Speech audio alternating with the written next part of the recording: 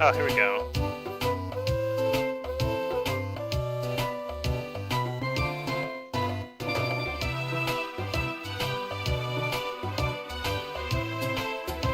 Alright, now I can select a game.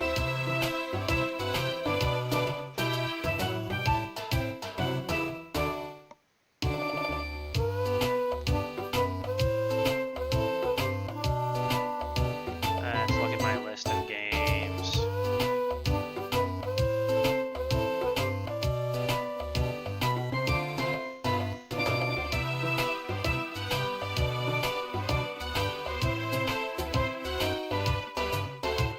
There must be something. I'm so prepared that I chose a game before. I definitely chose a game, and this is all an act.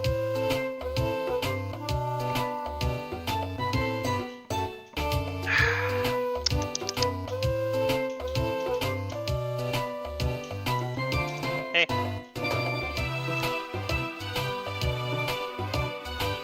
I have to actually choose a game to play now.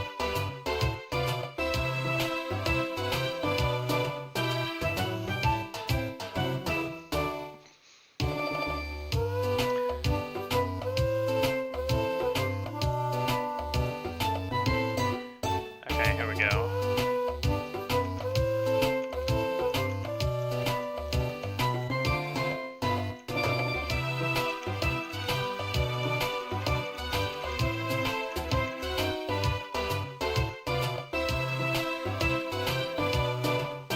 What's that?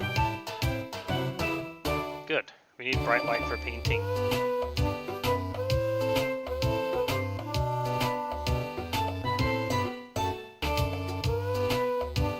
How could we have?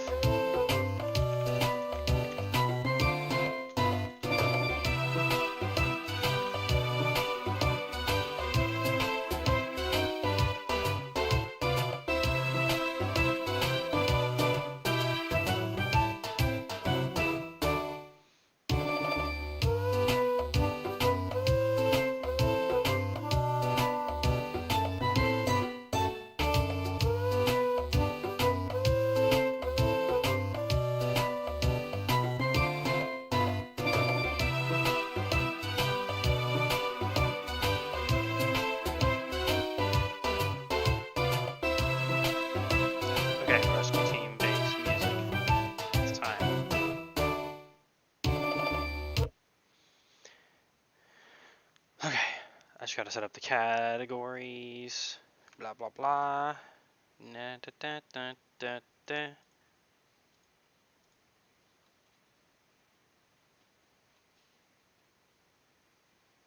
Mm-hmm.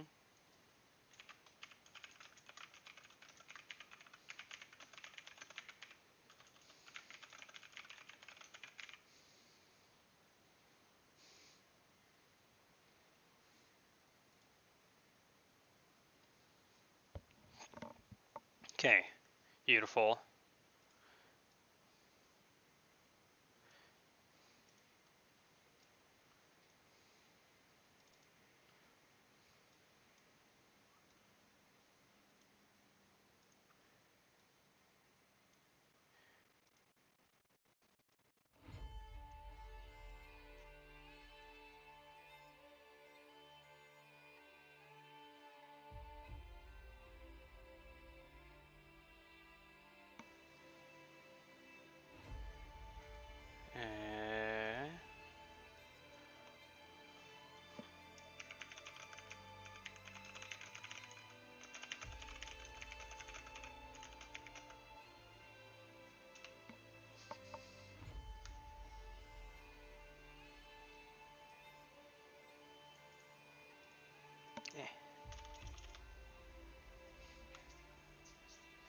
Banana test.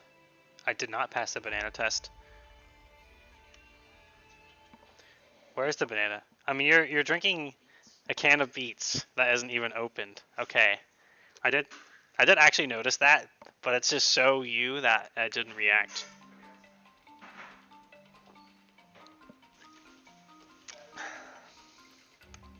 At first, I thought I partially remembered the banana test requiring a real banana, but it doesn't. It's a different thing. Go away, Yu-Gi-Oh cards. I need to get out. You're in the way of my Yu-Gi-Oh cards.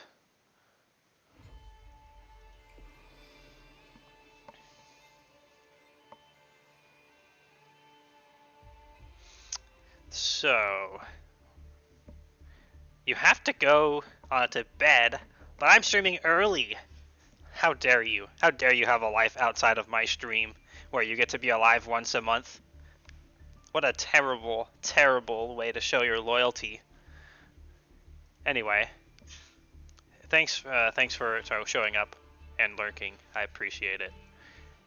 We're actually 80% of the way followers wise to making any sort of money on Twitch. Yeah, my stream is pretty good ASMR. You can hear my weird voice telling you about irrelevant things that will never be relevant in your life except for right when they're happening. What? Well, yeah, you can leave it on while sleeping. It's highly recommended, actually. Yeah. If I actually hit the 50 followers, my husband might actually have time to watch my stream more. So we have the 3 minimum viewers. But I wouldn't put that on him, even except for as a joke while he's listening in the background. So I imagine, I like to think that if I go,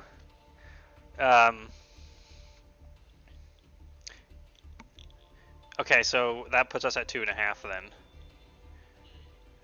because my husband is worth 2 people and you're worth half a person, according to your own judgment, not mine.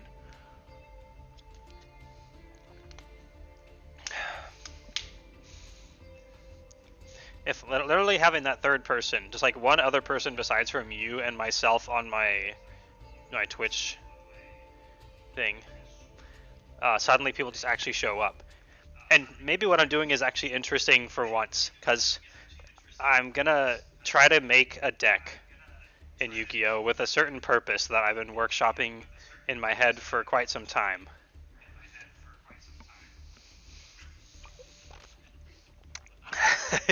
Nah, keep it on, it's hilarious.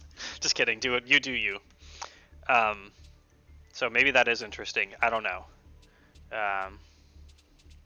So the deal with Yu-Gi-Oh! Is it's fun to solitaire yourself.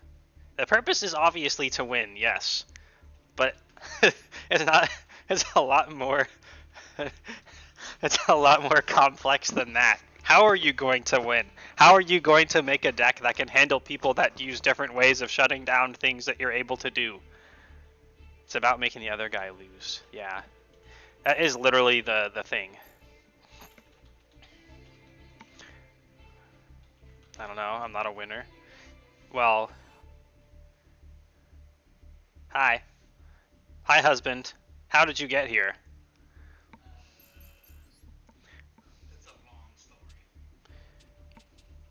So yeah, it's a long story. That is true. It's probably like 31 years long. Okay, the Duelist Cup is over, so we don't need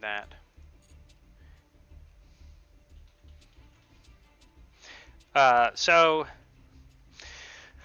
the Yu-Gi-Oh meta. Now that I've played enough, I feel like I have a good understanding of it. It's just different ways of, when you go first, you have different ways of preventing the opponent from doing stuff.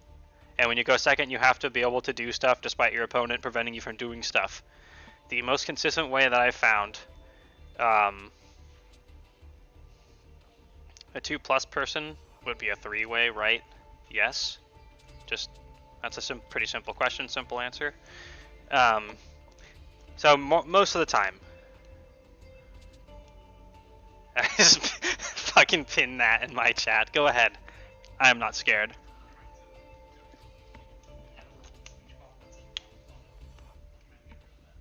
Trying to hit the unfollow button. I'm just kidding. Yeah, no, don't worry, I get it. So, the way Yu-Gi-Oh has very cool cards. The card game is not in a great state. I still have fun with it, but it's basically every single deck is a blue deck, as someone else in my chat has put it before.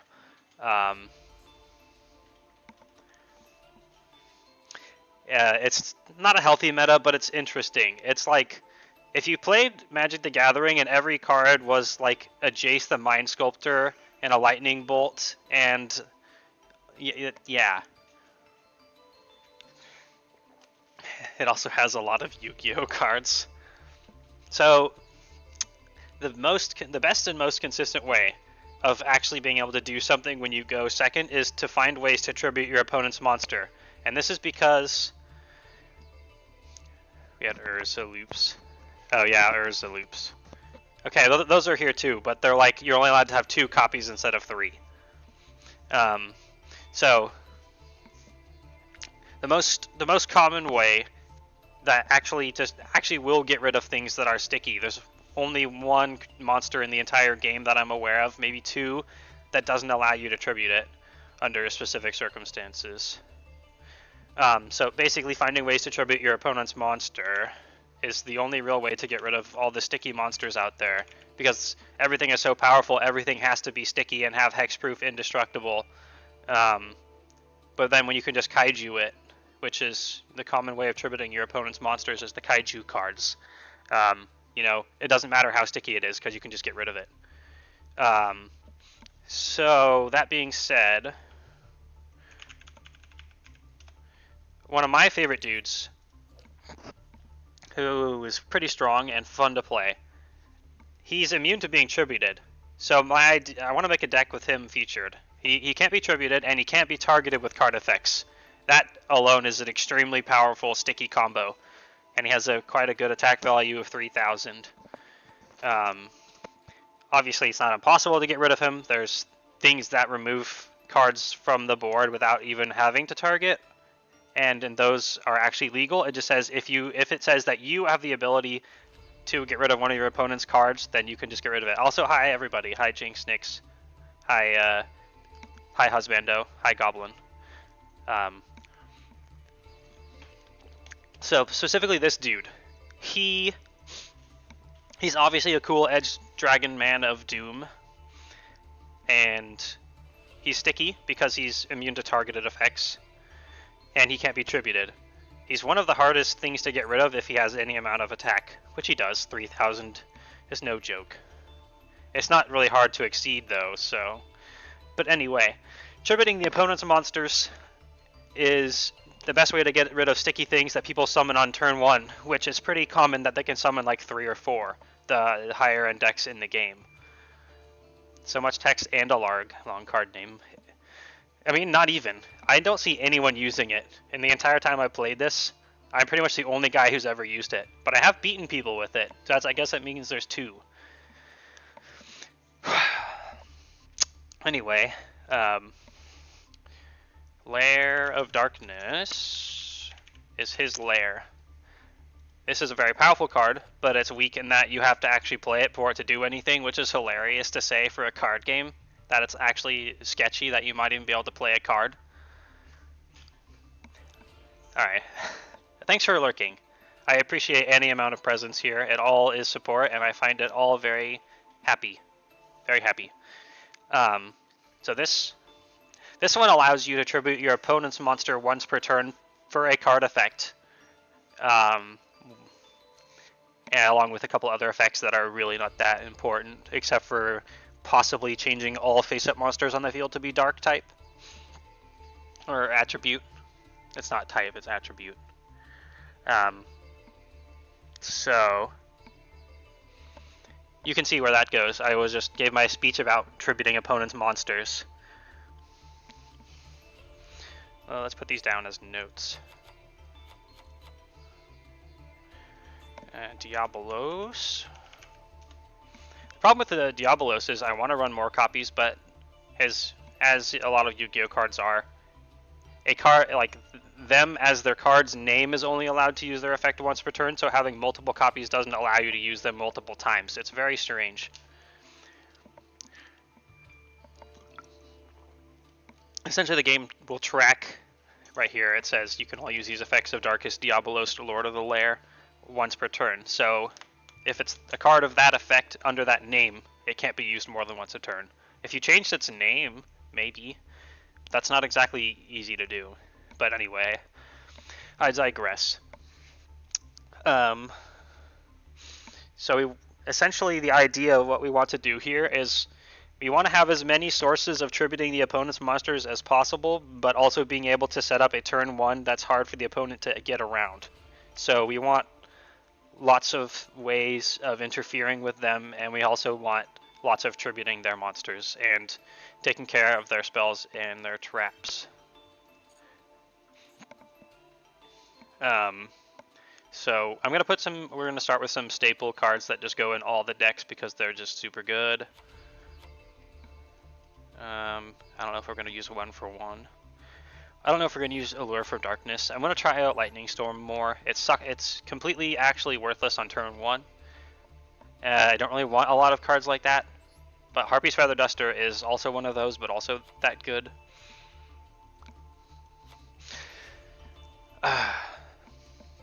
I might have to get more copies of Infinite Impermanence, but it's expensive to craft, and mentally it's difficult to craft the cards that are staples for every deck because they don't really star or do anything other than what they do. It's hard to explain.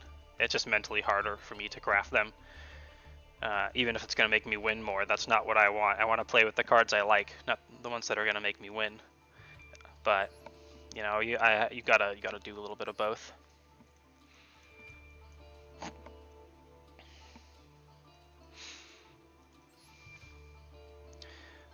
Let's see. Oh, these are some of my bookmarked cards. These aren't actually the whatever ones. Tribute.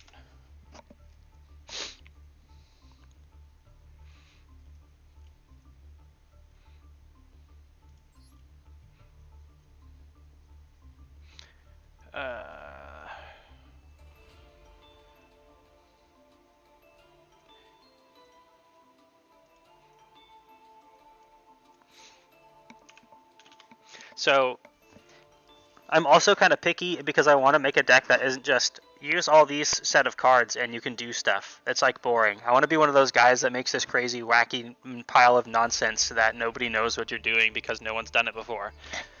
So it's quite a long project that's very difficult. It's pretty much that.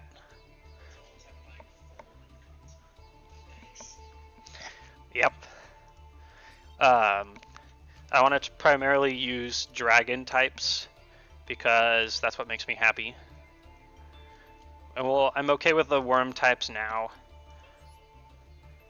Even if I was mad that they're basically just dragon, but and under a different name, so you can't use it with dragon stuff.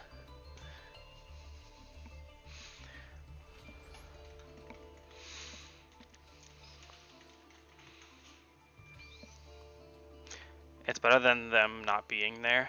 That is 100% true. So, one sort of saving grace for Yu-Gi-Oh! Modern Yu-Gi-Oh! Design is that a lot of the cards, once you have used their extremely powerful effects, it limits what you are allowed to do for the rest of the turn. So, for example, let's see, like Bone Archfiend. Some of the cards I've tried recently. Is it Bone Archfiend? Yeah. Hey. Bone Archfiend.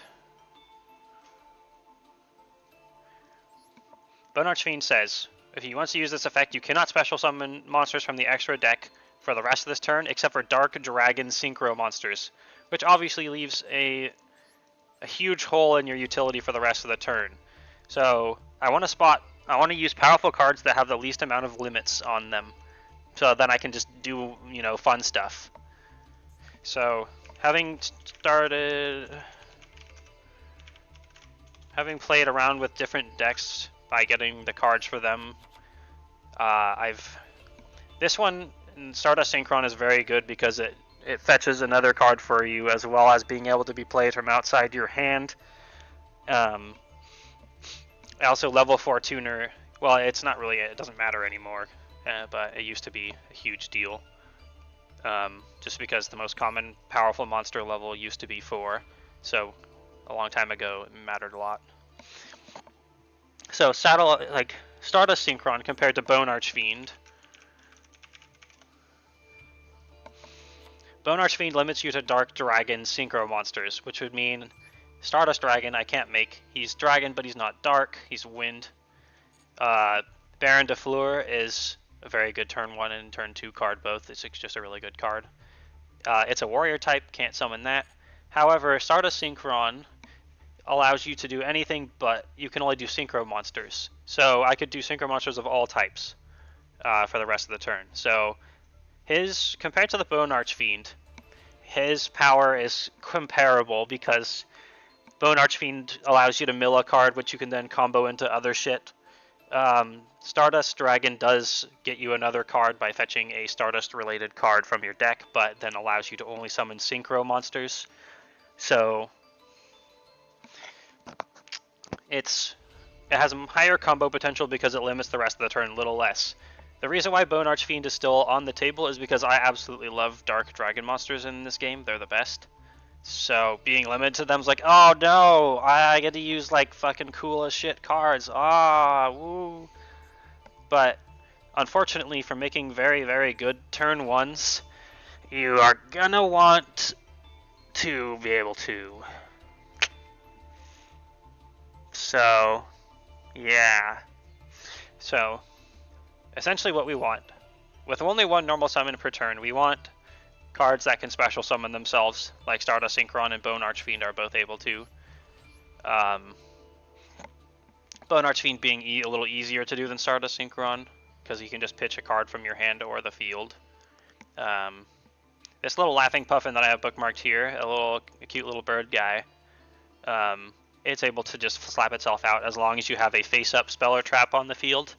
It's Modern Yu-Gi-Oh! Is very easy to do that because a lot of your face-up spells and traps will fetch additional cards, so you just kind of get them as a passive effect, as well as pretending you had the other card in your hand, as well as the utility of searching for different ones. Funny enough, he also lets you put it back in your hand, which used to be such a powerful effect that it was banned on cards, even when it's a cost, because you can just abuse the shit out of it.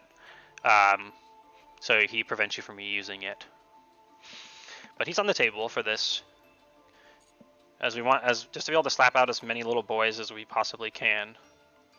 I also like these Nemesis guys. I haven't quite collected the last few of what I would need to do something centered more around them. They're like just weird space psychic tech guy things. They look pretty cool.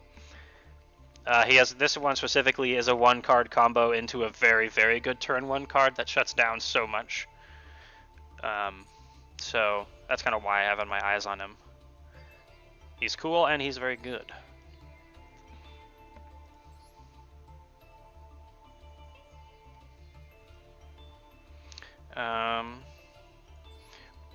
Revolution Synchron is good because he doesn't. You can use him twice for 1 card. And he can be played from your hand.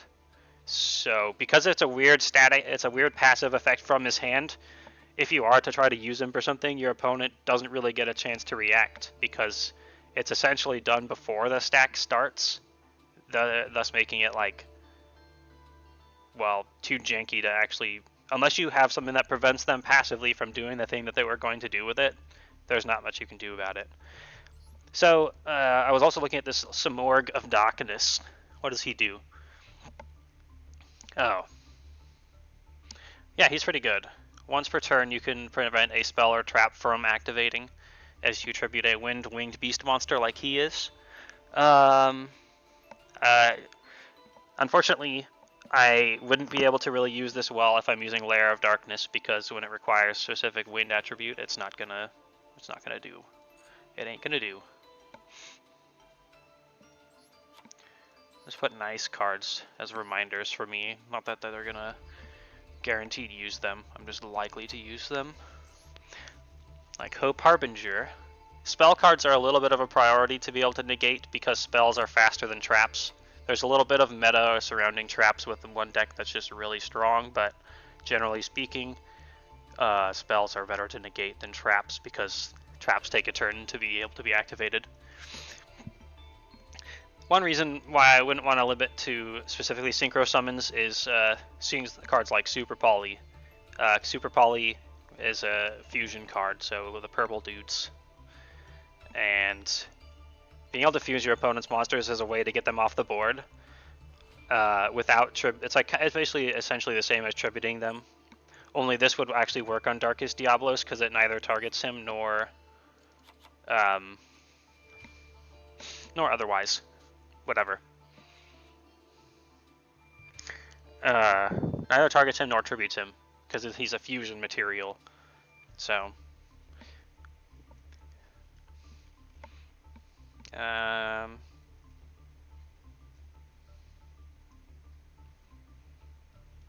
This dude is also fun. He's cool, big dragon guy with like armor and stuff, and he's specifically extremely good with Lair of Darkness because being able to instantly just sack one of your opponent's guys to summon him during the middle of their turn with nothing they can do about it because it's a part of the cost of the effect, so even if it's negated, it still happens. Is very strong.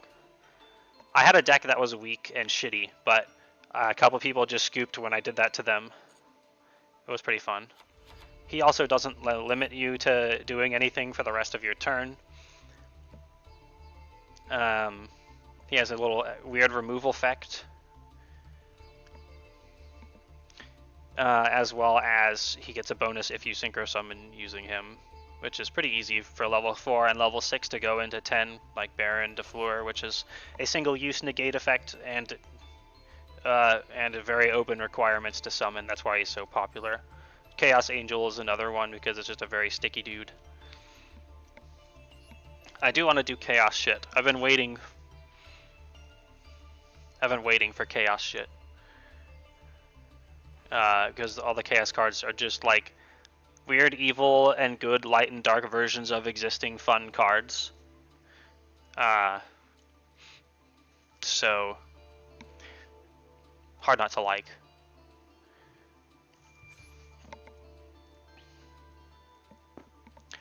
That's a tiger. Hello, tiger. Welcome. You've been here listening to me rant about Yu-Gi-Oh cards for very long? If not, then I guess bad for you, because if you showed up, then you're signing up for this.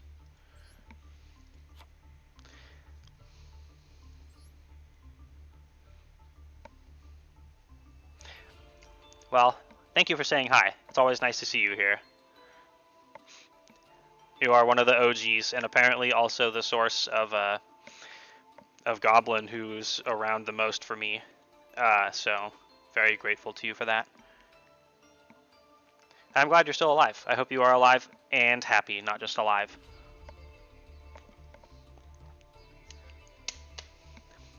Ideally both. What? Not a ghost. I didn't say ghost. Did I? Good. Oh, I think I finally started remembering a little bit of the ideas I had for putting this together. I was going to run an old Assault mode combo.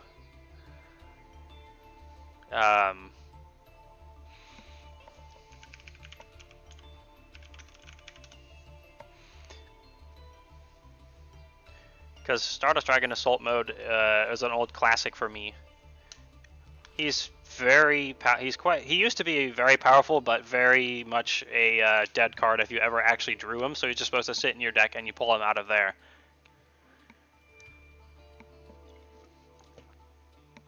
Taking a shower, running some errands, but I wanted to say hi before I go and do that. Wow, you have to do real life stuff too? That sucks.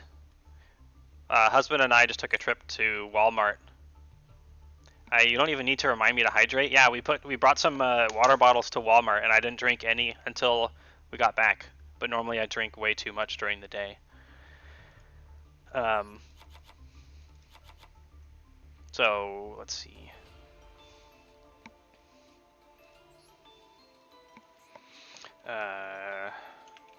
Let's have a look at the limited cards. Always a good way to start for ideas, because if they're limited, that means they're very strong, and you just pick the ones that are good and that you like.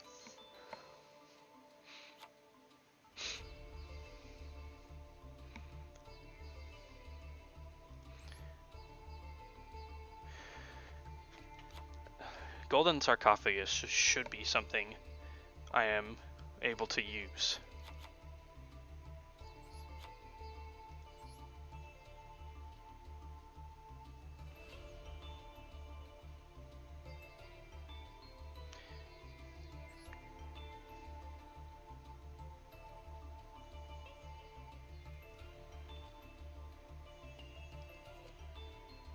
I always thought that guy was going to be good. Now he's limited to 2.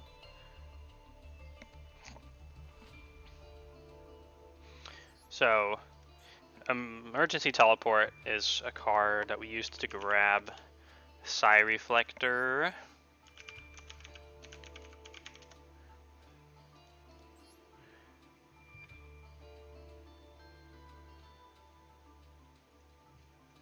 And he can single combo up to basically level 9 synchro monsters by himself, as in no additional input necessary as long as your opponent doesn't interfere.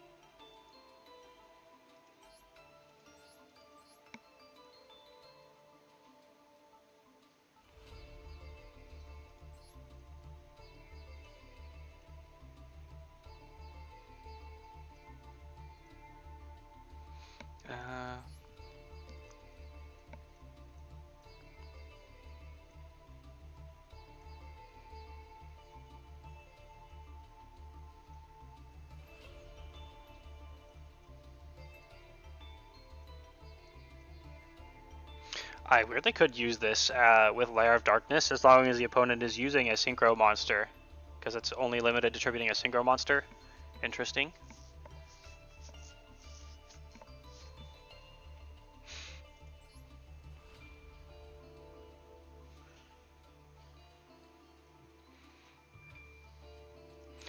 I've used this combo before, and I recall it being a little bit deck dense where it occupies a lot of space, which is sad.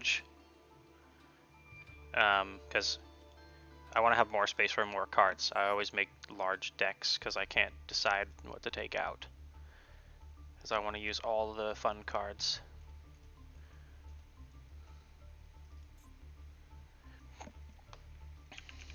I actually could take apart some cards so I can craft some of the Nemesis dudes and go that angle. Or I could keep the emergency teleport angle going.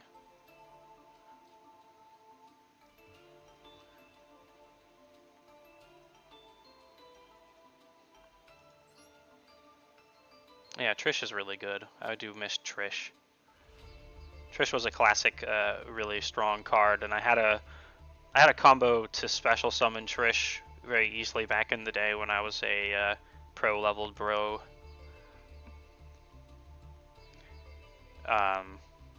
It was fun.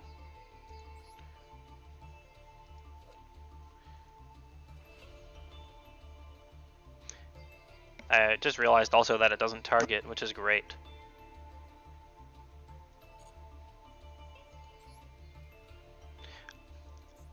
Of course, one of the cards I used to use was so overpowered that it would be like ultra banned now, because it would be insane how much combo it would have with just anything in the game.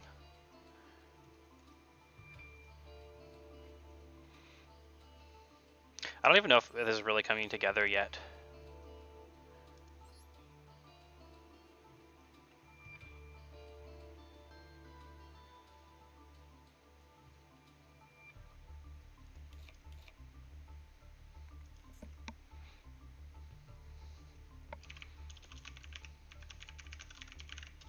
I miss Red Eyes Darkness Metal Dragon. I hate not playing with him. He's my boy. I used 3 copies of him forever back in the day, and they're like, wait a minute, you should probably only be able to have 1 copy in your deck. And, and I was like, yeah, I'm not even sad because that's just fair. It was insulting to him that you could have 3 copies of such a broken card at the time.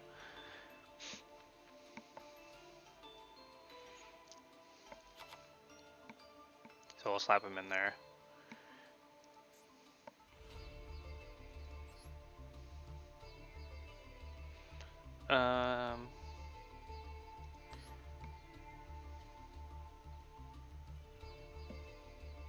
Thank you. I hope you have a great Friday also.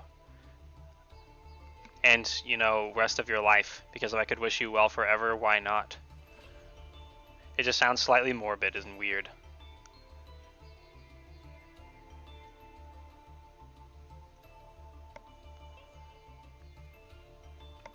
That's a nice little emote. I love it. I'm making no progress. Like, I feel like in my head I already had a greater understanding of what I needed to do here than I do, but clearly that's not the case.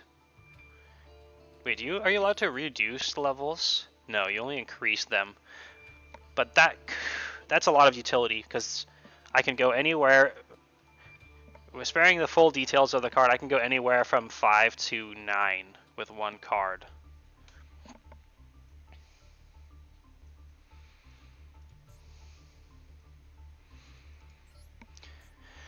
Okay. Vision Resonator is really good. You can just throw him out if you have a level 5 or higher Dark Monster on the field. He fetches you another card at the same time, and he doesn't limit what you're allowed to do for the rest of the turn, so extremely good.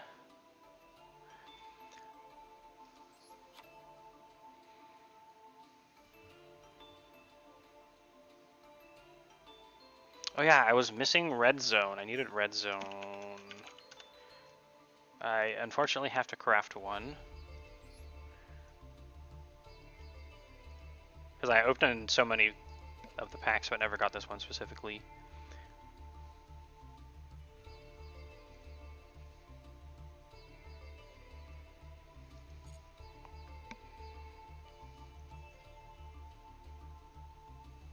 It's so hard not to not to be a coward and just drop my idea right now. But I've got to be brave. A brave coward indeed.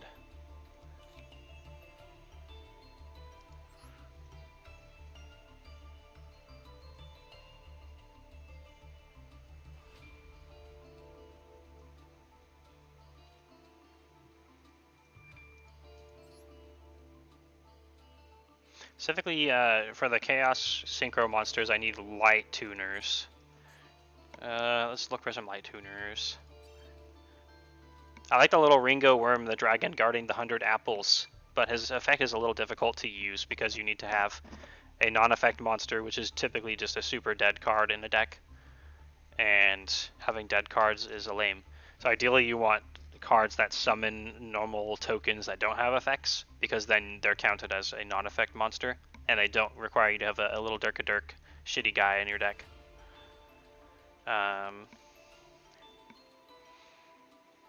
Where's Tuner? There's Tuner. Tuner. And we want light.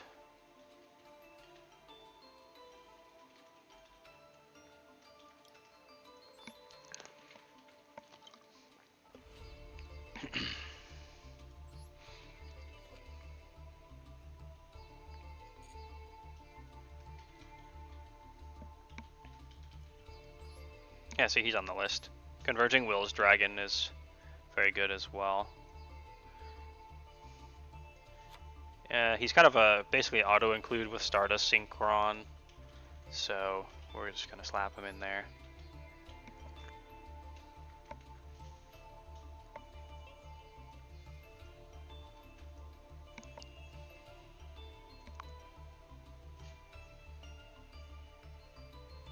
I haven't really actually, unfortunately, done anything different than my other decks right now. I don't have anything that interferes with my opponent as well as it needs to for turn 2.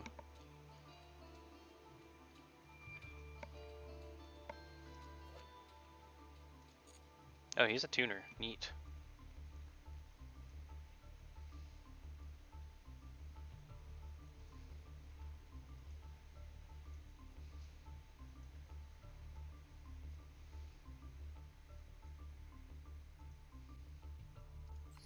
Who are you?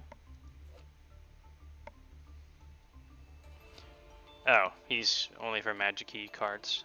What a loser. Wait, I have an effect veiler? When the fuck did this happen? I didn't think I had any.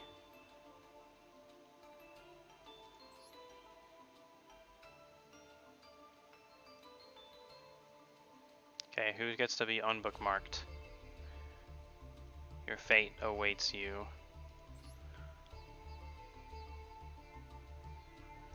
You. Bye-bye.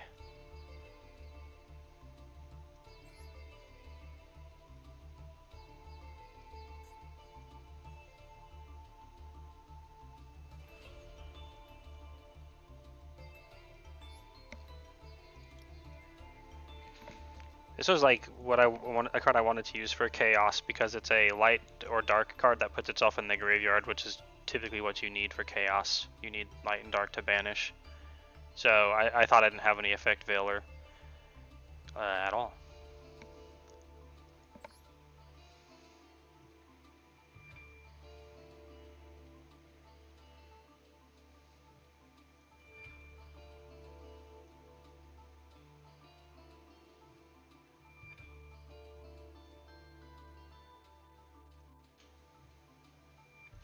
Hmm.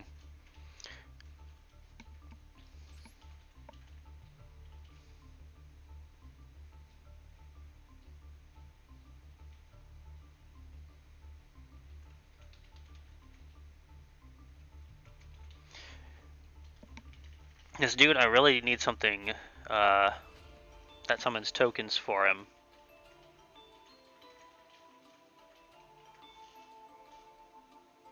Or Gemini, but Gemini is a little wonky.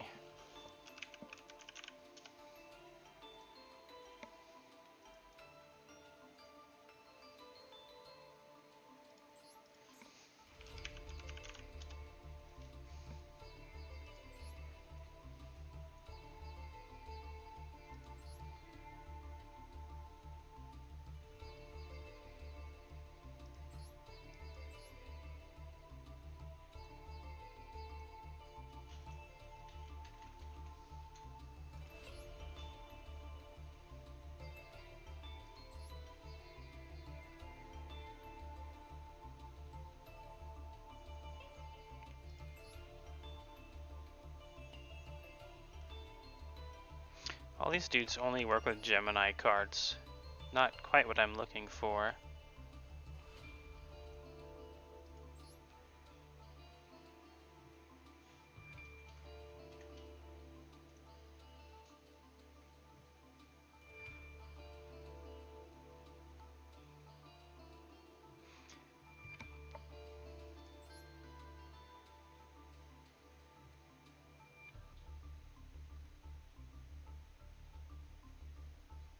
Okay, that's really not gonna work.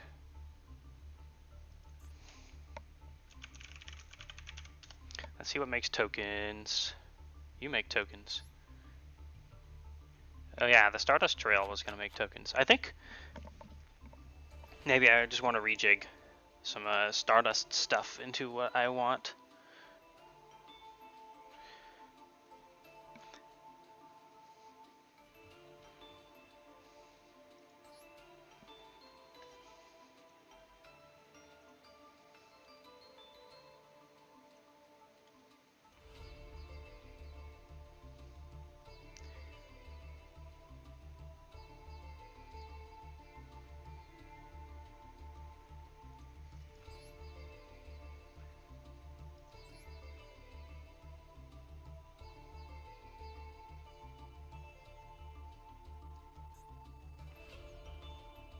Some of like the Norse stuff that summons adventurer tokens might work.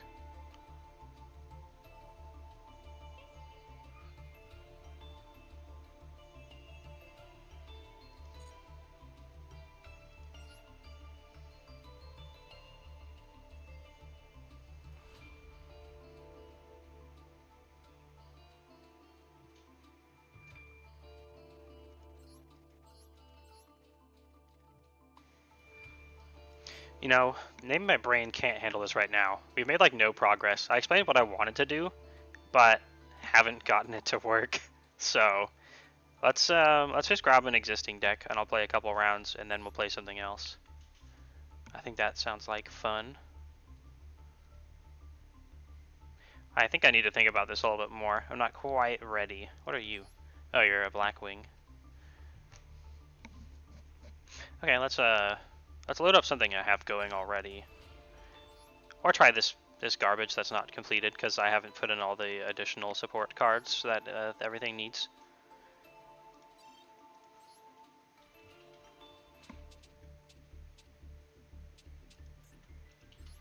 This one feels like it's usually close to being good, but it's such a consistency problem, which sad consistency problem. Ooh. I can probably get rid of some copies of some stuff, trim it down a little.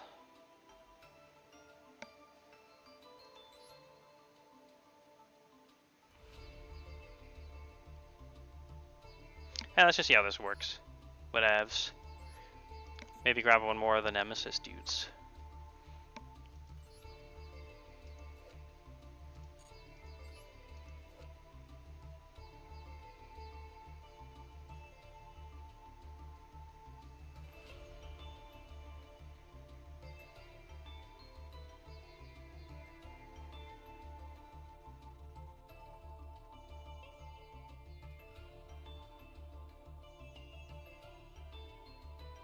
Actually, the one that is super rare is a little bit better for what I'm doing.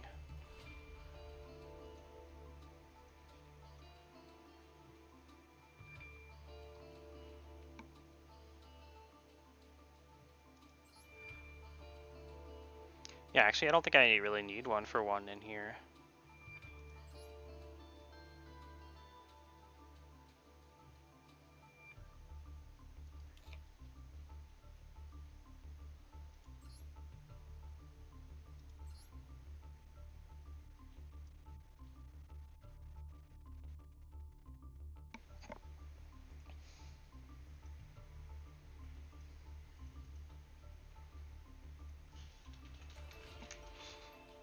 Okay, let's give this a shot.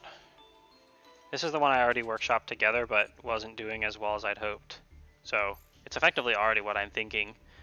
I focused a little bit more on turn 1, because everything you need to do on turn 1, you also need to be able to do on turn 2.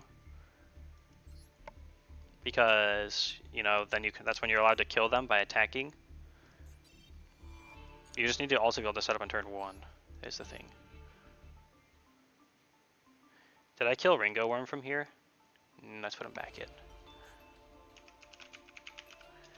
He wasn't really dead or anything.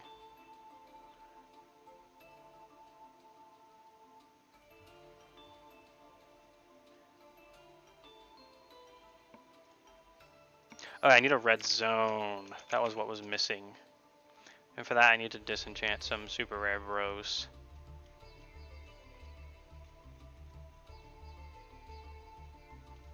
Because red zone was an interfere card that I could fetch.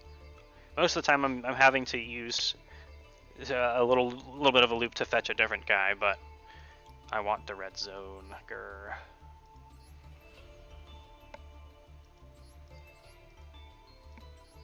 A lot of these I can't disenchant because I got them from the weird free packs that you get.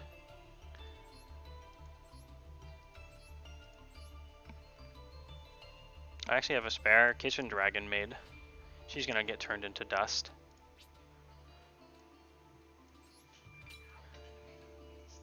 Yeah, she's gonna get ground into anime girl paste.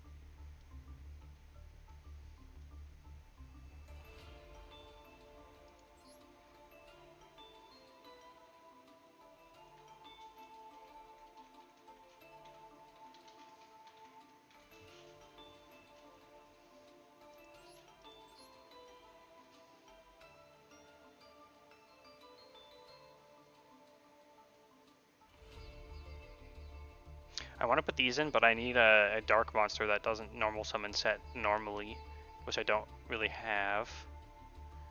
I'll have to add more in. I don't have room to add more in. I'm already way over budget.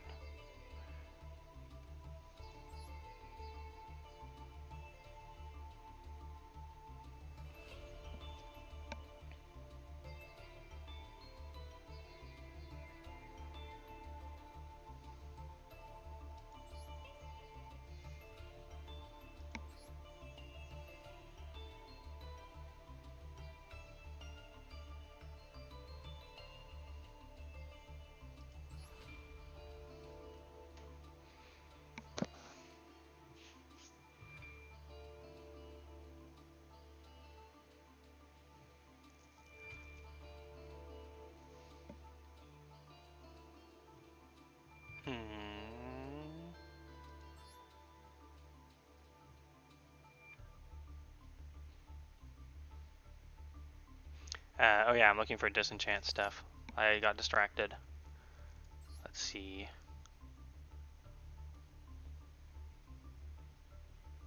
Bye-bye. I actually disenchanted a dude. And I forgot what I was getting. Shit. It was a super rare. I think it might have been Nemesis Boy.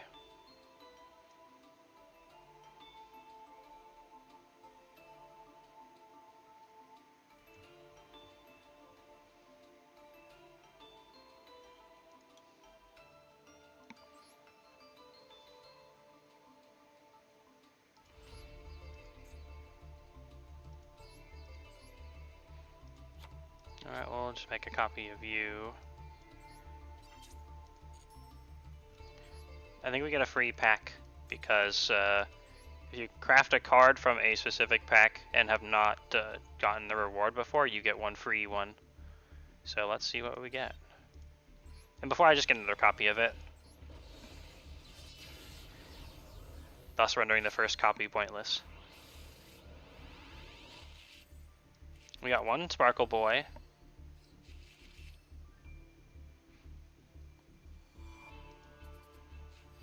Oh, DD Crow. Classic.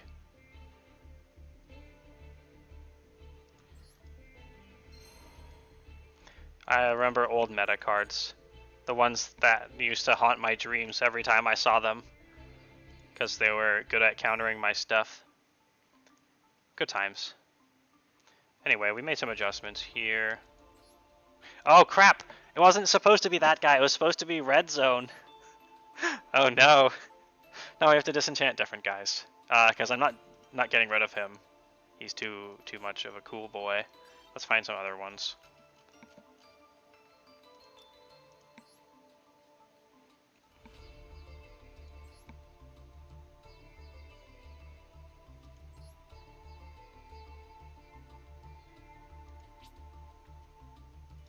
Not my style. Although I shouldn't have done that because I could have used them for sub-terrors. Oops. Too late for that now. I gave that up.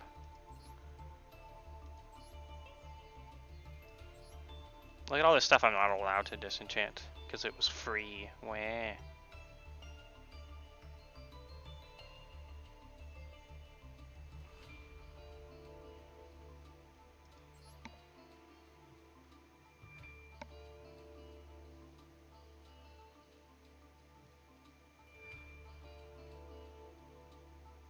Interesting.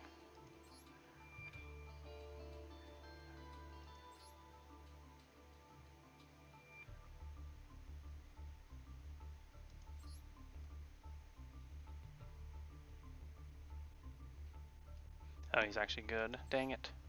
I want them to not be good so that I can get rid of them.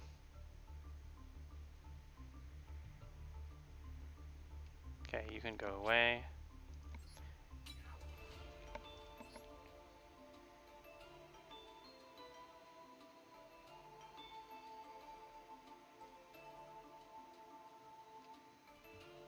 Get rid of this. Oh, we already have enough again. Okay. Red Zone.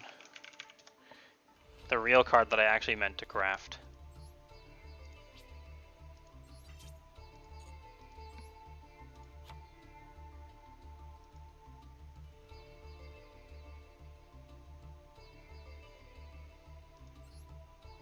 Okay, any other adjustments?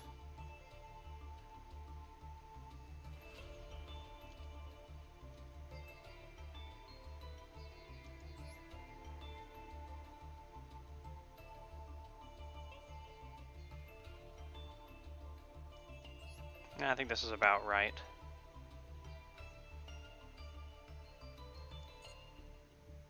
Okay, here we go. Let's see how this game goes.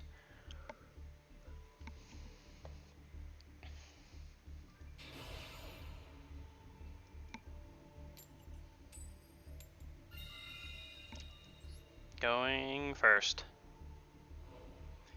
Considering what his deck box is, he's probably playing Sword Soul.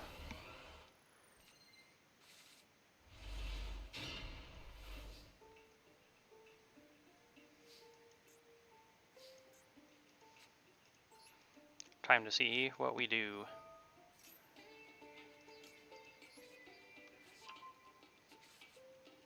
Wow, three of him.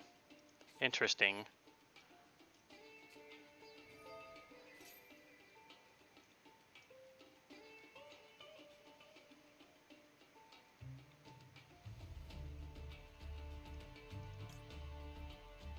Let's see.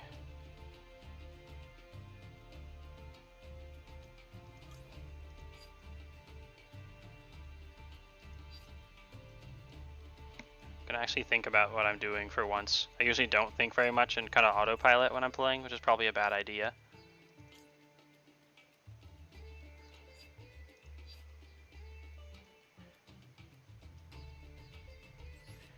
Okay, I have a plan.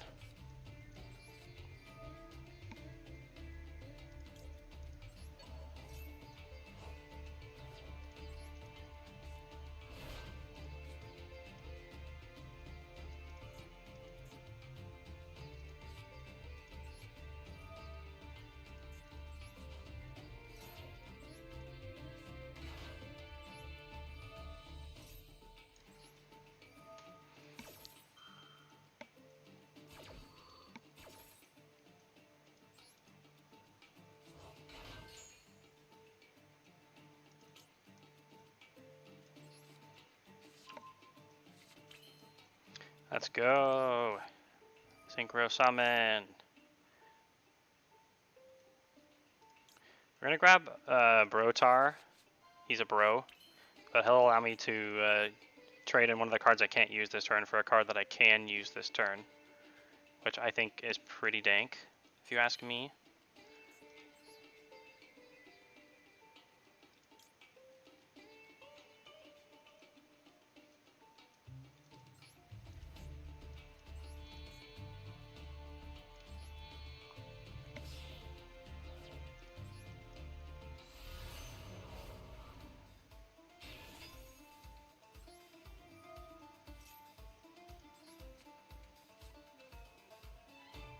Oh, I put the wrong card up there. Oops. We'll start over. That was actually game breaking that I brought the wrong card because I autopiloted that one. Oops. I needed to grab Majestic Dragon because he's the one that grabs a Brotar out of the deck, and I accidentally put him not on top. Oh, he's letting me go first, which is probably bad because that means he wants to go second. So his deck is designed for it. So he's probably got kaijus and stuff. And I got a very not good hand.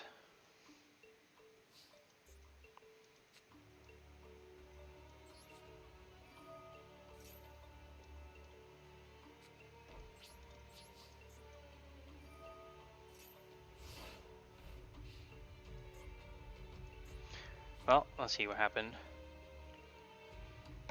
This might actually be good if he draws a bunch of junk that he would have needed to combo off of me. Oh, never mind. Nah, he's gonna be fine.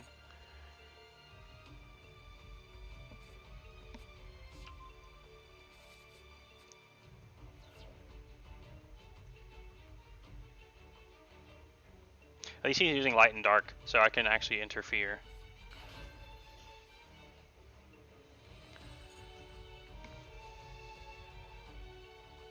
And the Lair of Darkness is actually going to interfere with him as well, because a lot of the card text for Photon specifically mentions having light monsters, so transforming them into dark is actually good.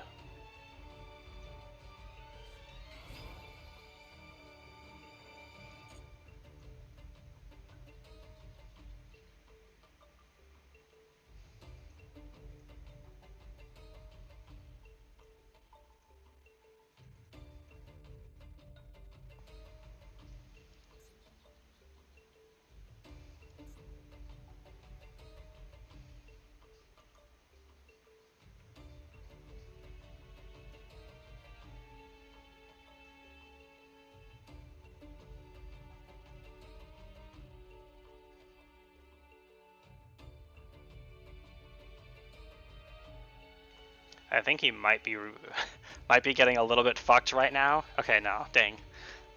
I was hoping him taking forever is him realizing he can't do a lot of summons because they require dark or light type specifically.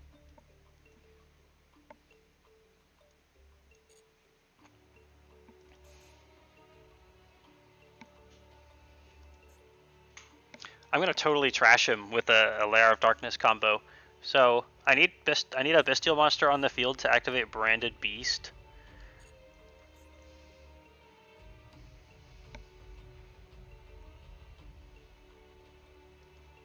Oh, he hasn't actually put anything in the graveyard yet.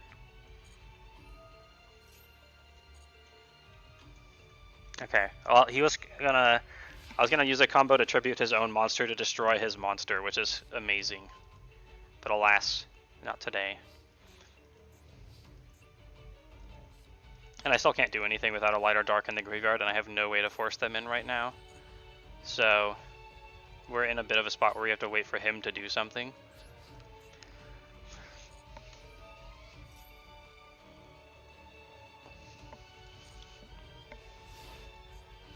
I am happy that Lair of Darkness is shutting him down, though. That's good. And for some reason, he didn't even try attacking me last turn. Wouldn't have really made a difference. Well, it could have made a difference. 2,000 damage.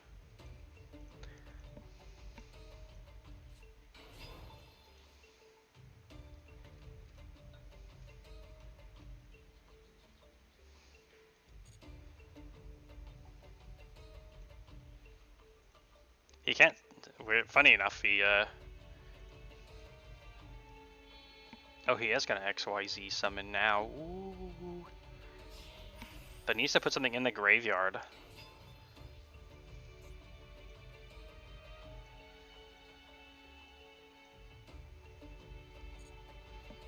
If without something in the graveyard, I can't summon my Bestial boy and get rid of his stuff.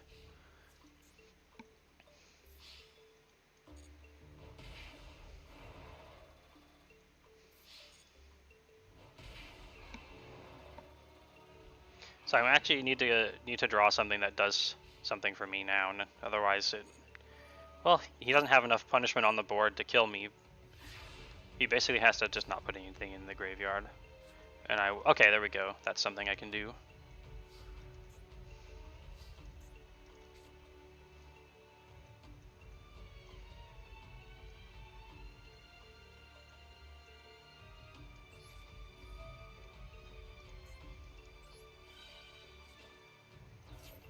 There we go. That's the beauty of Lair of Darkness. I got to tribute his monster for this.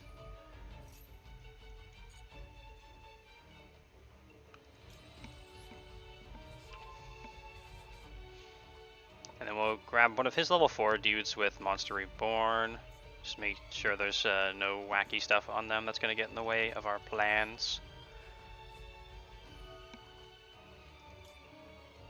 Monster Reborn, such a classic. It's so classic that even though it's really, really OP, you still have to allow it to be a thing. It was actually one of the cards that was incredibly important in the whole story of Yu-Gi-Oh! So, yeah.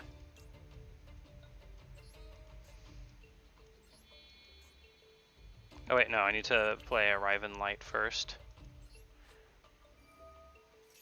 And we need to actually put the Converging Wills on the top. Now we synchro summon Graw.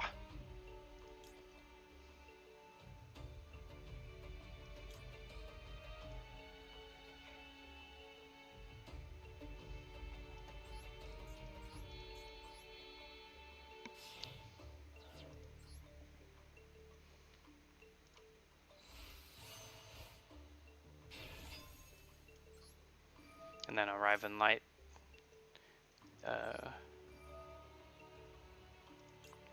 We'll pick up some stuffs.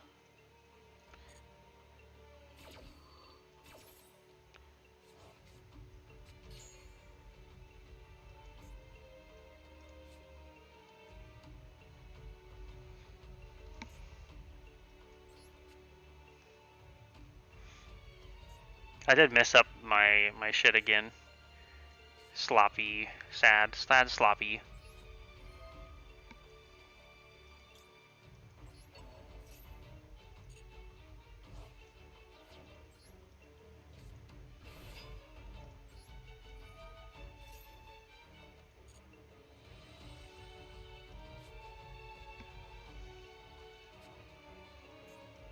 So we're just gonna pretend like we didn't make a horrible mistake and just continue. I'm a little rusty.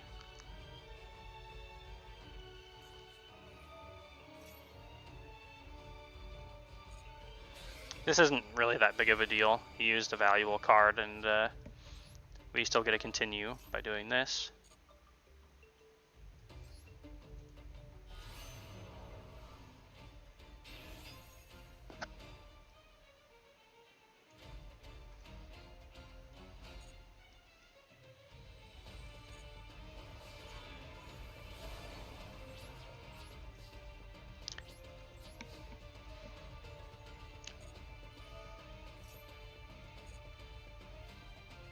We gotta grab a free dragon from the deck. Free dragon. We already have my branded stuff, so Lubellion is not really important now. We are going to take a Stardust Trail, and then find the cable for my headphones before it dies.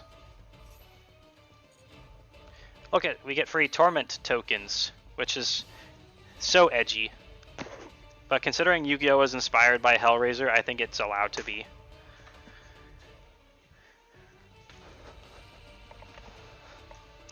What'd you say, husbando? Yeah. Dark Hole Classic. I love classic cards. This guy's using classic cards and it makes me happy. Wait, Dice Jar, what? What is this guy doing? I love when I don't know what's going on. And then we get a free Bastille Boys because he summoned this turn from the graveyard. And Bastille Boy Magnomit gives me other Bastille Boys, well, any dragon specifically. So we can get Ringo Worm, the dragon guarding the 100 apples, which is not too long of a name to say at all. Ringo Worm, ooh. It's a fun name. I appreciate it. Yeah, that or we take a Brotar. Brotar is a good protection card. And Darkness Metal is just a good card in general. We're gonna need a tuner of some kind. Oh, that's right! Ringo Worm did actually have an important role to play. He's level 2 tuner, so to summon Synchro you add up the total levels to 8. Well, not to 8, but to whatever the Synchro monster that you want to summon is. And I have a lot of 6 because of the Bastille. So having a 2 is actually important. Because now we can go from 2 to 8, and then we can use the effect on this card to grab a level 2 specifically out of the graveyard. So he actually did serve a role in here. I cut him from the deck at some point because I had been missing it repeatedly. So let's make go to 2 to 8. Sorry, from 2 plus 6 to 8 plus 2. 8 plus 2 equals 10.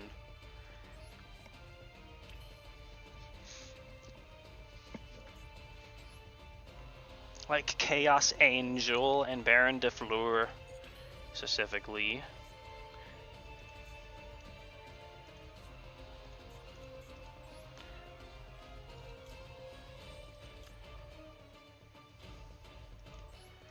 I already used my normal summon this turn.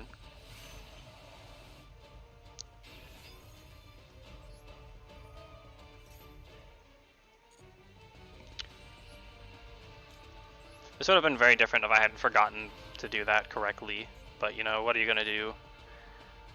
So now we can use his effect to summon another level 2 by banishing himself. As long as we synchro summon, he also, if he just goes into the graveyard, he can be recycled in that way as well. And that's the little normal monster token I had mentioned. I want to find more ways to use him, because he's a cute little boy. And he's wonderful. Let's get rid of his Star Liege Lord Galaxian. What a name. What a name. It's probably a lot better in Japanese, I would guess. And I'll summon my boy, Stardust Dragon.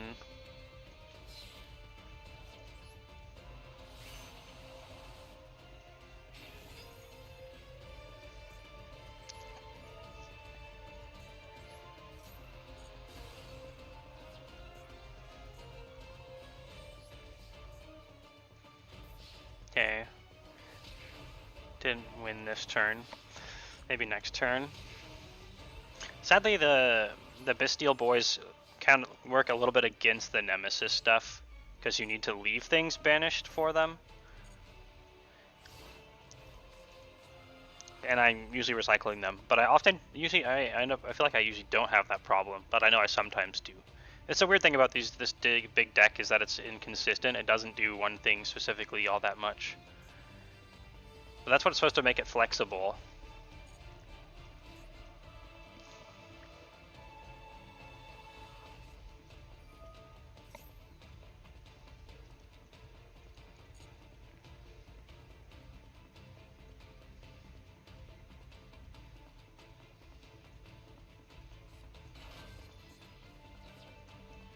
So he's gonna give me a free Bestial Boy, and then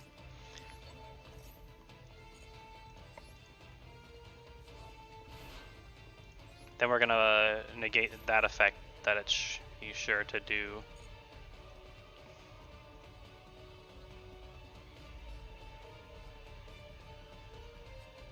Oh, nothing. Okay, that means I can save Baron de Fleur's one use. Okay, he just conceded. Oh hey, it's alright. Been busy. I got my wisdom teeth out, so I didn't stream for a few weeks. And then I've also been having to work extra days, including on Fridays, so I've been gone for a little while. Not a lot of free time, so it's gonna get better. We've had a lot of call-outs in tech. Well, not even call-outs, just literally not even showing up and not saying you're not gonna show up. So we're like multiple days behind. So really haven't had a lot of time. So a little bit stressed on that front, but also been getting some work done, like returning some bad office chairs we bought. Ooh. Watching the 3 Body on Netflix, which was great.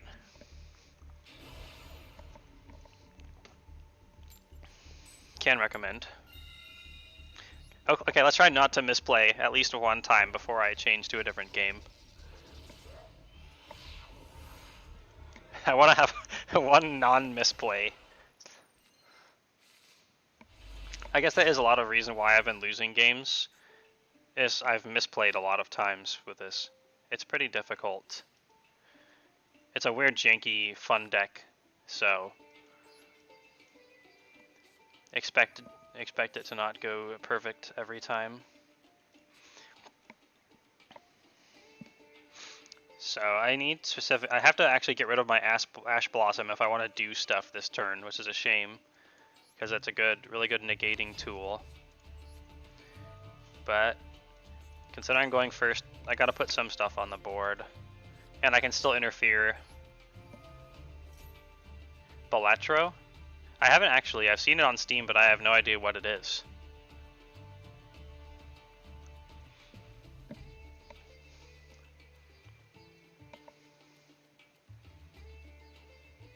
guy DC surrendering? Or is he just DCing? I feel like everyone, because of how the timer works in this game, a lot of people will have like some weird software that half disconnects them where it doesn't affect their timer, and they can use that to think. Okay, he's gonna Ash Blossom. That's fine.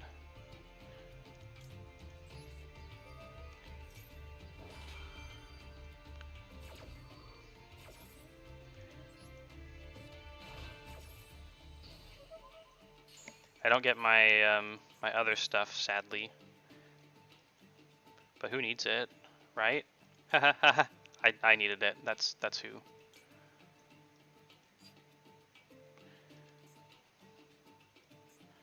Let's see.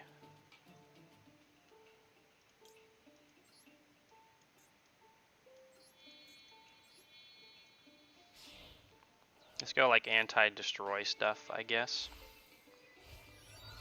If Spider Solitaire was poker and had a bunch of roguelike modifiers, that does sound fun.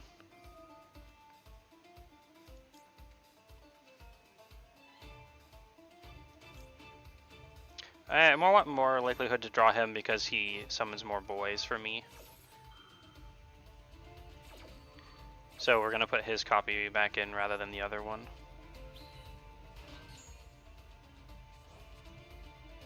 Ooh, Crimson Gaia, I can do something with this.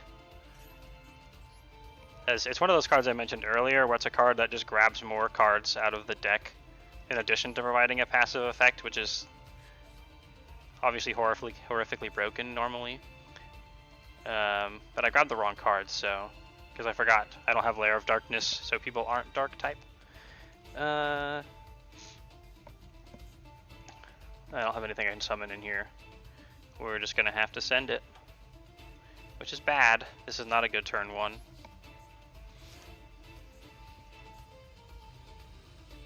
Trying to get up a certain score with a limited number of hands and discards. So it's about building up a high score. It sounds like then, between the Spider Solitaire and such.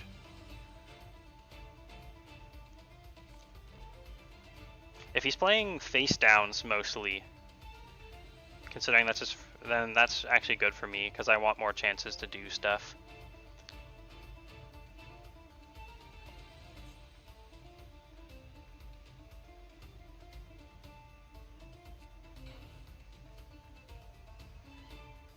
Okay, face down monster is very weird to do on turn 2.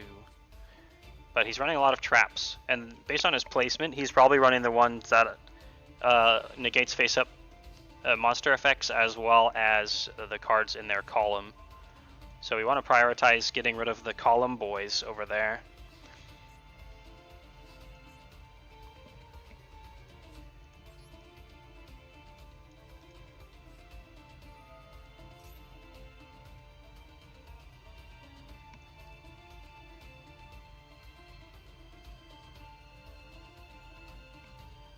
Different modifiers to aid or hinder you, like spades, don't count or multipliers.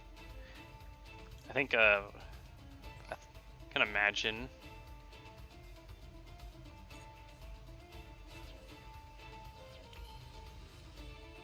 Do I want to give it my normal summon? Yeah, I don't think I'm going to be able to use it much.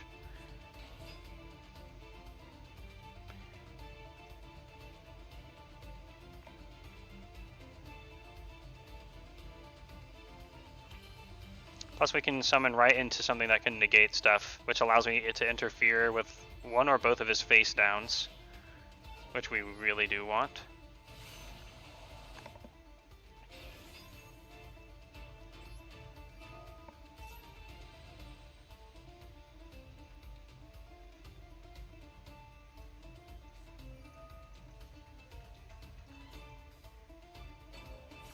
Okay, he's getting rid of my Stardust Dragon, which he's silly. I'm not going to use it. It would have been much better to negate my Vision Resonator so I can't grab more cards. He's a silly boy.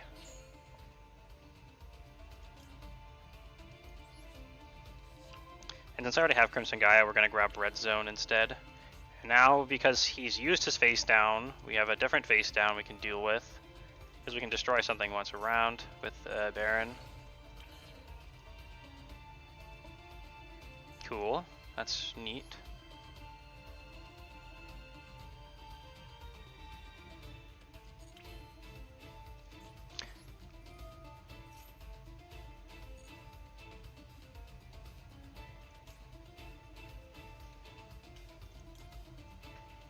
Oh, we already used our normal summon, so we won't be able to special summon him.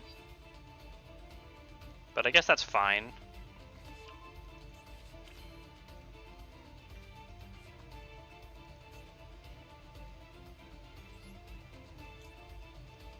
I really do want to save that Stardust token, because we can make a super mega boys with it, so...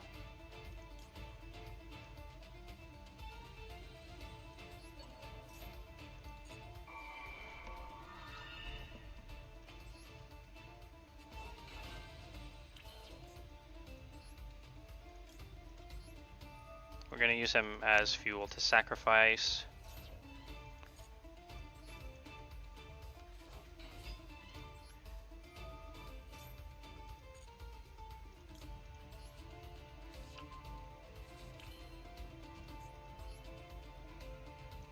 Do I actually have a level 6 synchro summon? I don't think I do. I think I have Red Rising Dragon, but it requires a Fiend Tuner. So I can't slap that boy out.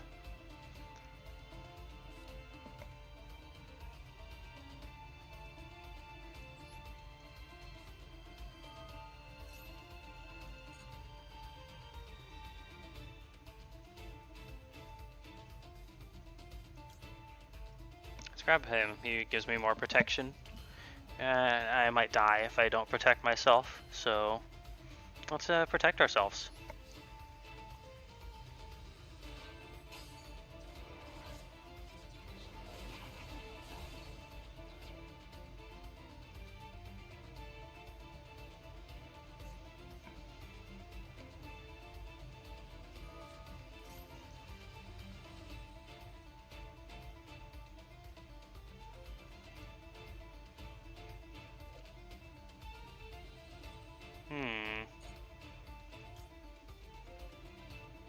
Do I want to negate that? Nah, he can have a card. Whatever.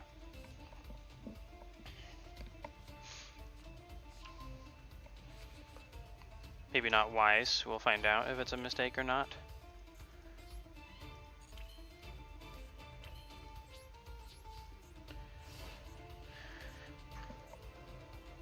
Kinda, you get 4 hands per round. Every third round is a boss with a persistent deck until you lose. Does sound fun. I've been wishing to find some more card games. Card games are great. So it was the Balatro one, yeah. Definitely consider playing it. We still haven't even beat the last super boss of Monster Train, so. And we still have a rogue book to finish to, or at least get to the last, even unlock the last character for.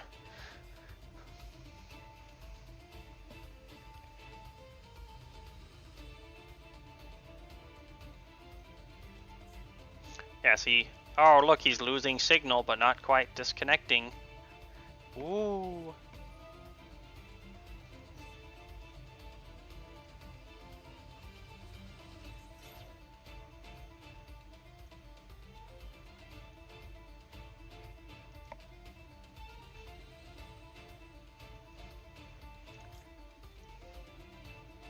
Yeah, let's negate that. Let's see what happens.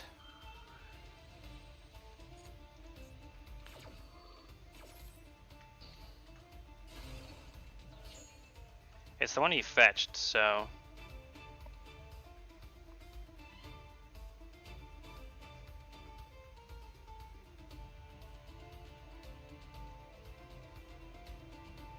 You don't want to. I don't want to sit too much on things that I can negate.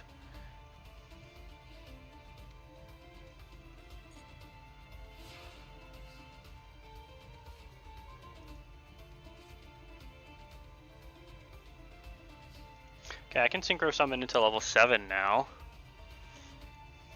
We want to recycle Baron.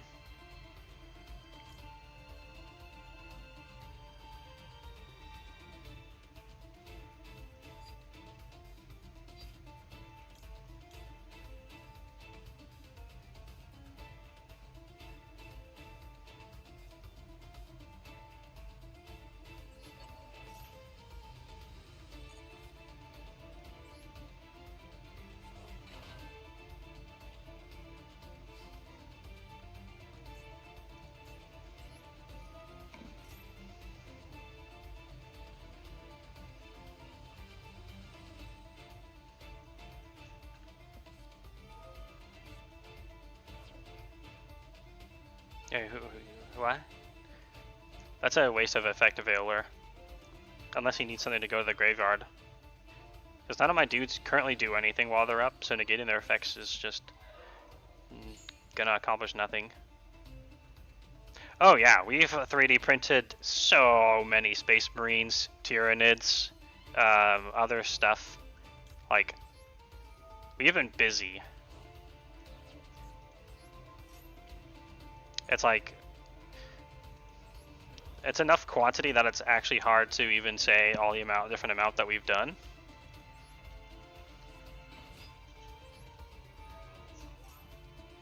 Yeah, we printed half of a Tau army. We printed a bunch of Chaos Space Marines and Terminators for me. We printed some Space Dwarves stuff as well. Like a bunch of Dune Buggies. And some Imperial Guard things is like... Yeah, there's a ridiculous amount of stuff we have actually printed.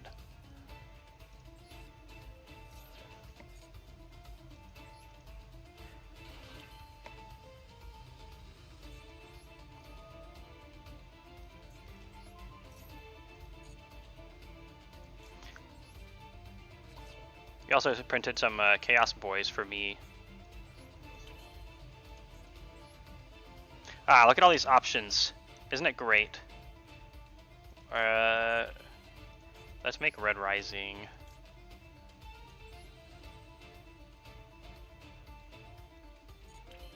Do we actually? No, we don't need more tuners.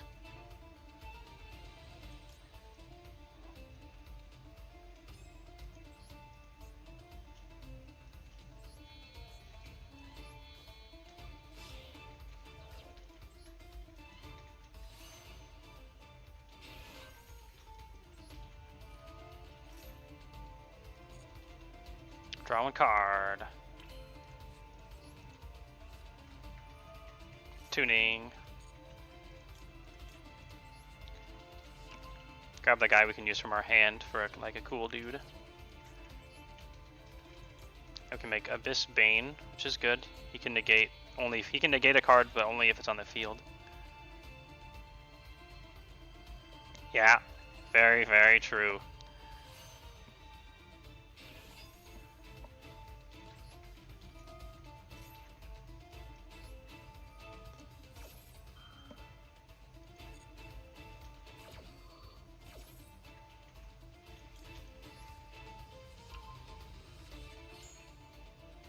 Ooh.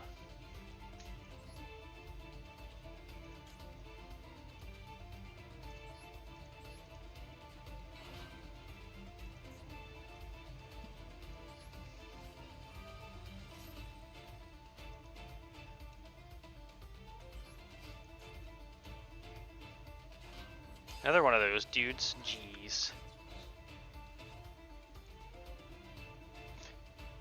Unfortunately, I can't negate his effect because it activates when there's the graveyard, so any on the field negates are cleared up. Ooh.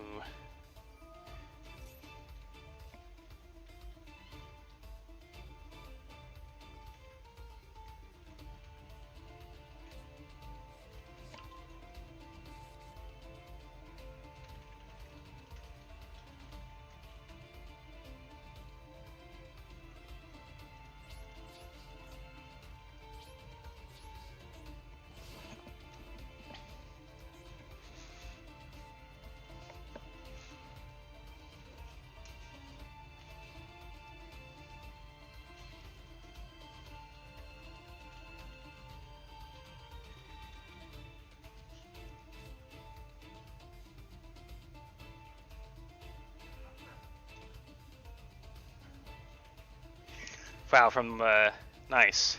From the Forge world. Dope.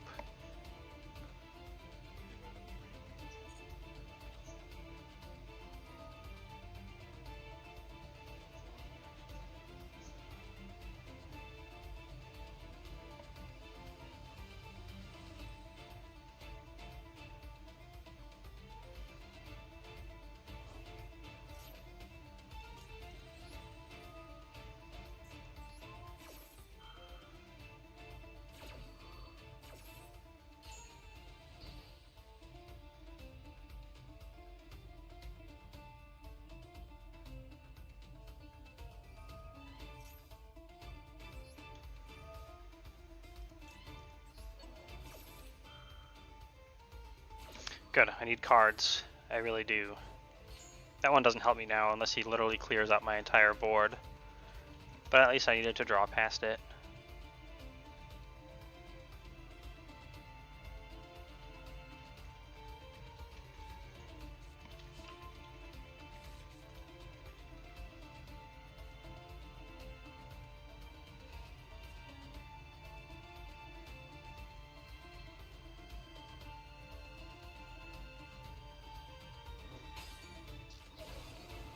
At least he's in a rough spot if he has to do that.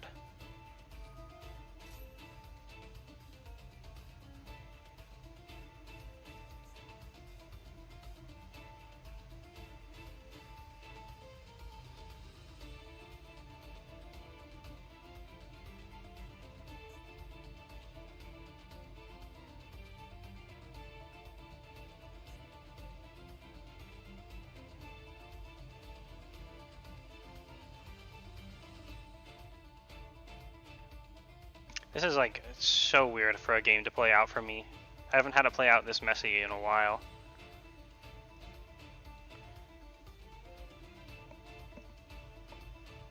I have to go pee, but the guy's still thinking, so what am I supposed to do?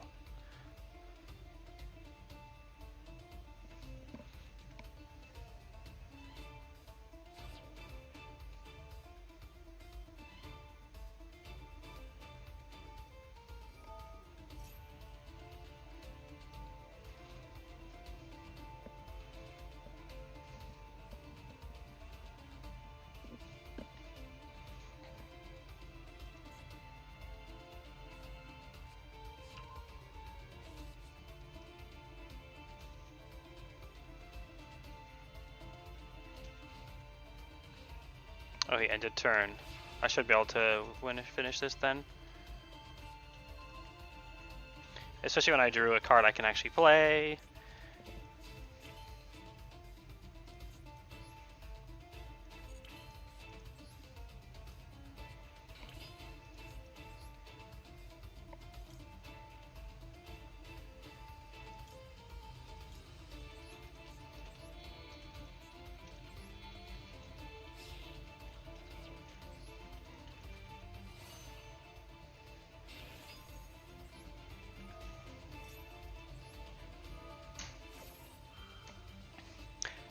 There is way too much Warhammer stuff to remember. It goes back so far.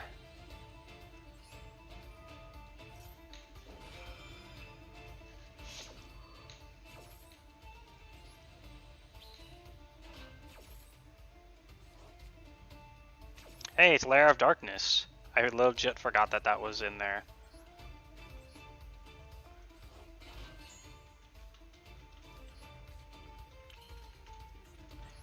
That's my nemesis, dude. And Baron. Wait, is the only way I can summon Baron that way? I guess it is.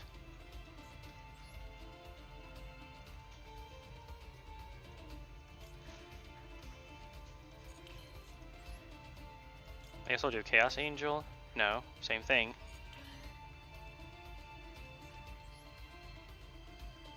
Oh, well, Baron it's gonna be then. We can get Archfiend Abyss back. Or do it this way.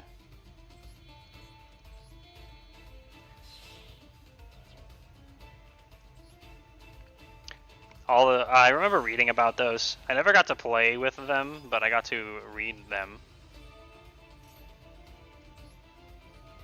It's time to really Yu-Gi-Oh because now I have a lot of cards.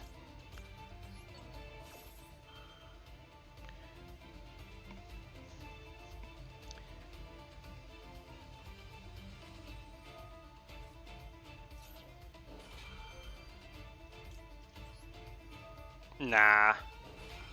Me have stuff to do. You're not gonna negate my beautiful stuff.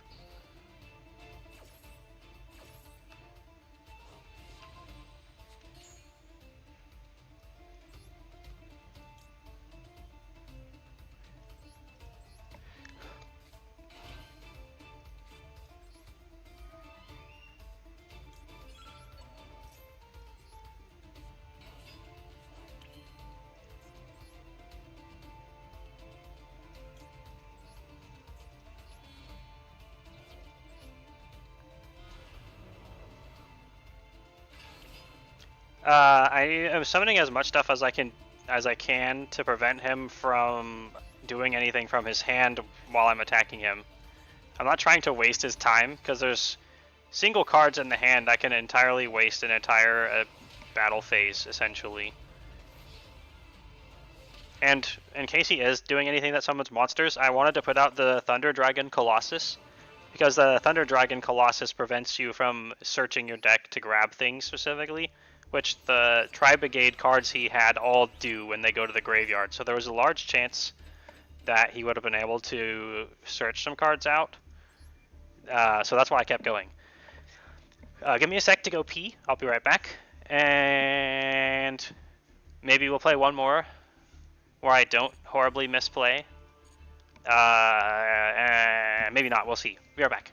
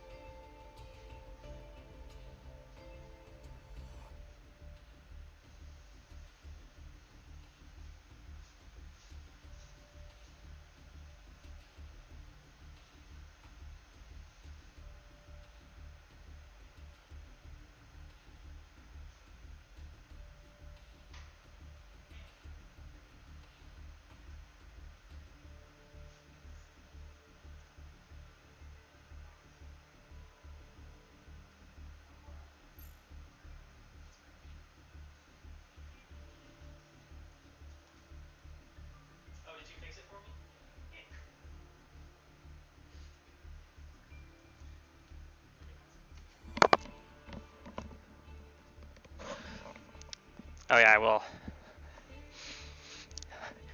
Thanks, Mrs. Streamalot. And thanks, husband, for fixing the camera that I forgot to do. She just drank the water. Okay, let's... I thought about it. Let's do another one, because I feel like it also helps to get an idea of how good what I've put together actually is. Camera? Is it pointed at... Whoa. I'm not a Templar. I'm more than just a neck. Also, is the Rogel Dorn the tank that's like the one size down from a Baneblade, or am I remembering completely wrong? Oh yeah, it's the spaghetti tank. Ah, I was like trying to. I was like, I remember Rogel Dorn, and I was like, but why? Where is it on the tank tier list? And that's where it is. A little higher up. Okay. Whoa. Oh, too much. So Lair of Darkness, unfortunately, arg. Lair of Darkness is unfortunately can be a little weak for turn 2. Thankfully you can swap out the nipples for headlights. Yeah, I wouldn't want nipples on my tank. I'll save it for elsewhere.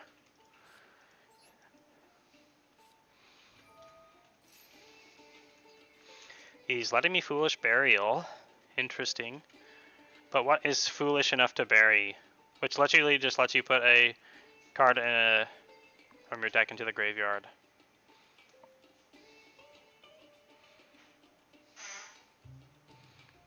Whatever's getting put there is probably Stardust Trail, actually. So we're going to normal summon Stardust Synchron and special summon the other one by sacrificing him, which is hilarious. Because we have to do that. We have to tribute a monster to special summon Stardust Trail from our hand or our graveyard.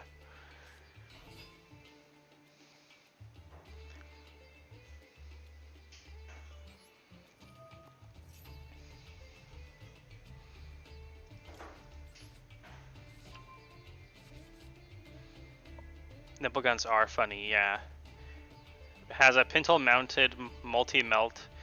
Wow, that is actually hotter than nipples. Well done.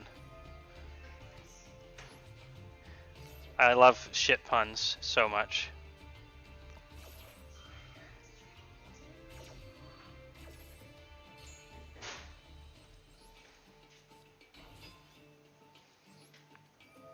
We're just gonna. He's got Max C going, so he's gonna draw so many cards out of us. So we can either stop doing things or not be cowards and just go for broke. And we're gonna go for broke. Sadly, I don't have any negates for Max C. That's why I need to shrink my deck, is cards that are super shutdowny like that, you need to be able to respond to, and I cannot, as it currently stands.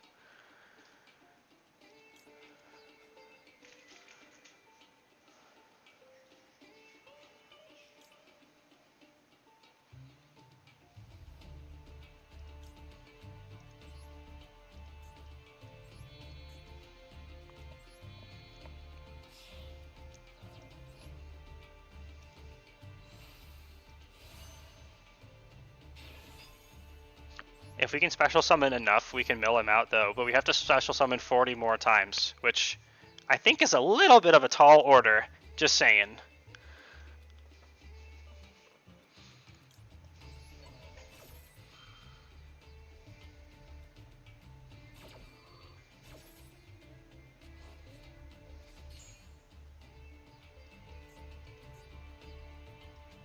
Oh shit, I messed this up again. I legit misplayed another time. Let's just pretend like it's because we didn't want him to draw more cards. I really gotta stop doing that.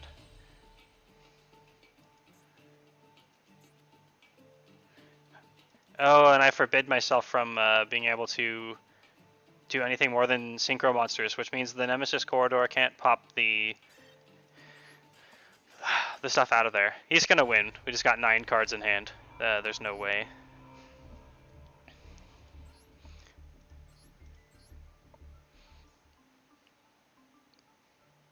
I think that's part of why the Nemesis Corridor might actually just be worth cutting out. It opens me a different option for synchro summons as well, and I actually need that.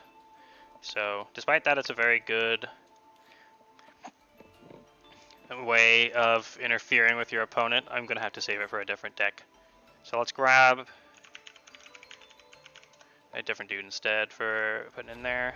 Very easy to summon, and I need a level 6.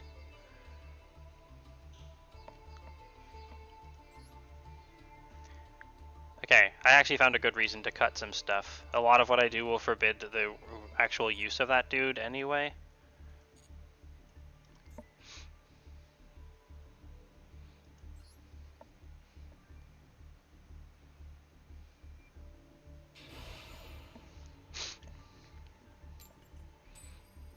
So I'll make a deck for him eventually.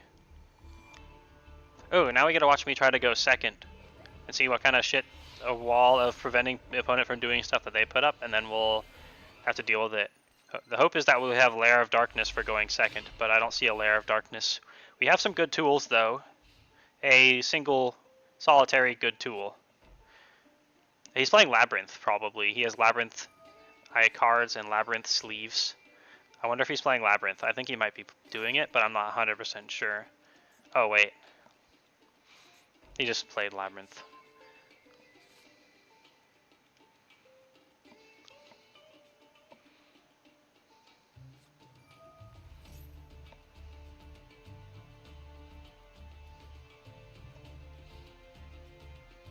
I think the Revolution Synchron has to come out, sadly.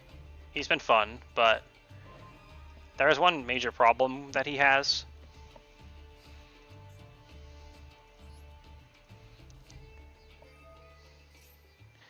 And that problem is he cannot do his main thing unless it's from the hand.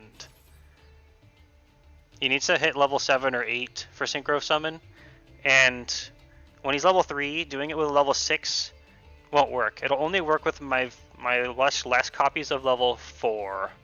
I actually have more copies of level 4, but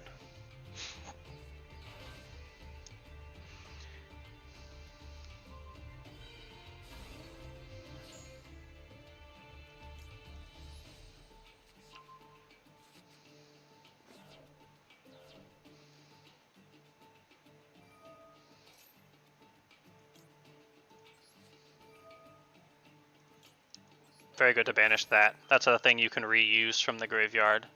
That's very high priority to get rid of. And banishing it gets rid of it.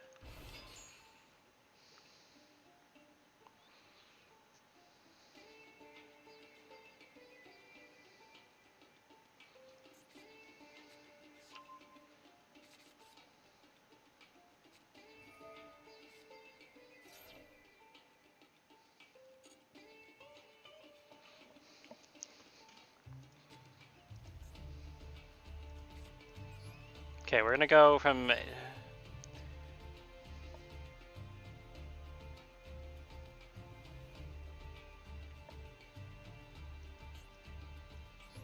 we go from 8 to 10.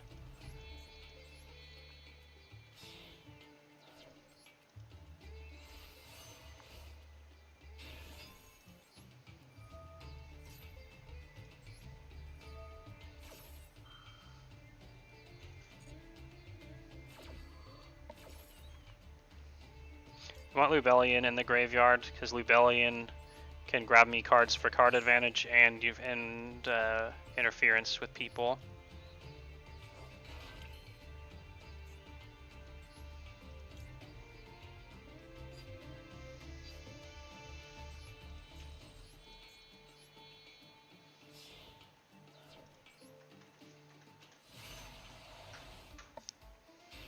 Now we can get rid of his field card. That's annoying.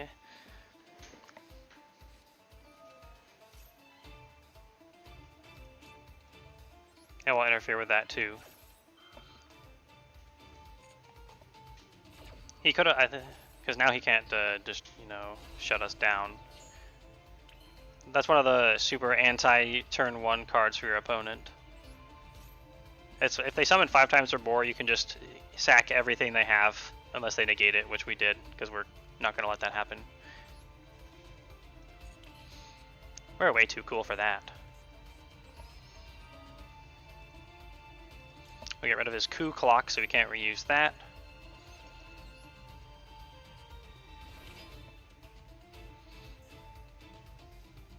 Then we are going to get Lubellion out, so we can grab Branded Regains, which is going to grab us another new card.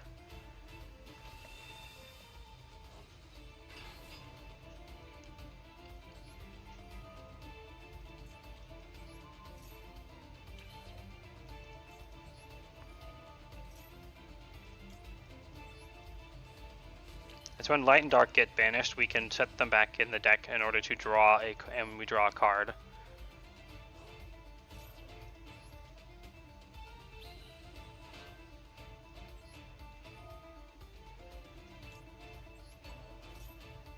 So since we already used Baron's negate and destroy effect, oh, I guess we don't have to. But we're gonna eat. I was gonna eat Baron, because we want to summon Stardust Synchron, which will also get us more shit. That banishes Airy and the Labyrinth Serpent as well, because they can summon from the graveyard.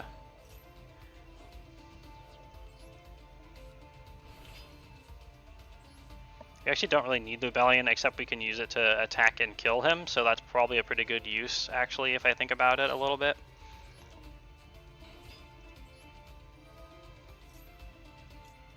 Now we arrive in light.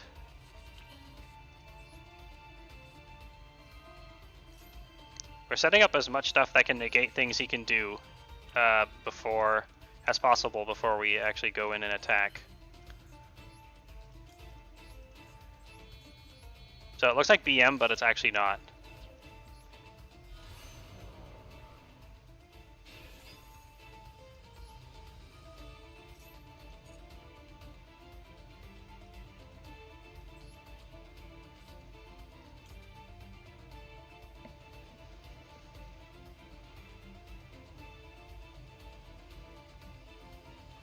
Unfortunately, we're still not doing that right, but we should just be able to kill him now.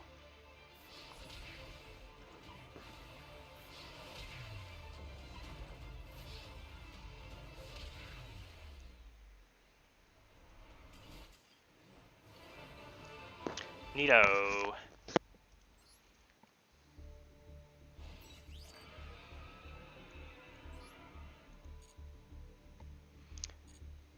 Okay, should we open some packs on stream and get some Sparkle Dragons before we swap to a different game for a little bit? I think we should. But what has stuff that I want in it?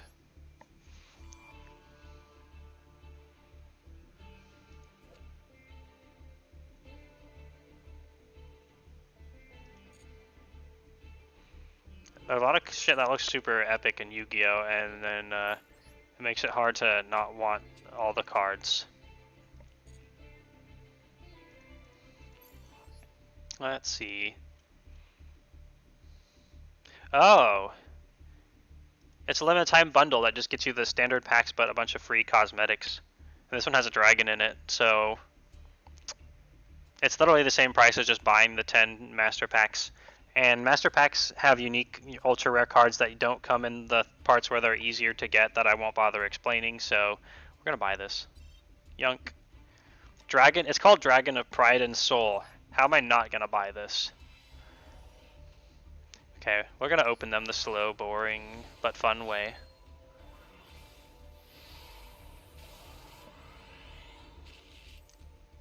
I love how the animations usually don't reflect what's actually in there.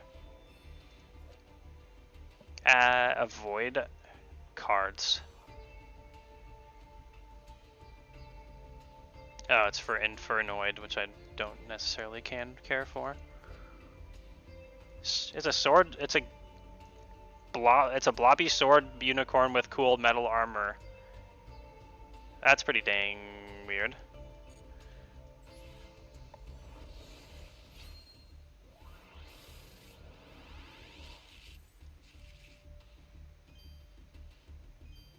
I like how this guy has a wife beater shirt on. And he's just like a mega muscle bird who's he's literally level 1 and has 0 attack. Why is he a mega muscle bird? Oh, it makes no sense whatsoever.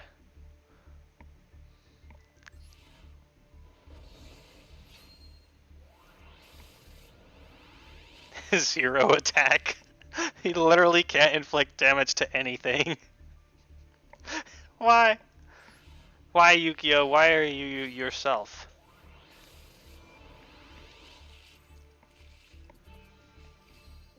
Okay. Still not much I really want. But I can disenchant the cards I don't want to at a 3-to-1 ratio to make them into cards I do want. But we're not getting any rares either, which is just Very sad. Hey, it's a quadruple pass. One of those weird mythical creatures that nobody talks about, but is in RuneScape, so I know what it is. And there's a little happy little lizard guy. I love happy lizard guys. I don't think we're gonna get anything. I mean, in my experience, that's what people who dress like that are. Oh, I mean, yeah, I guess. Oh, we got an ultra rare. I have no idea what this is.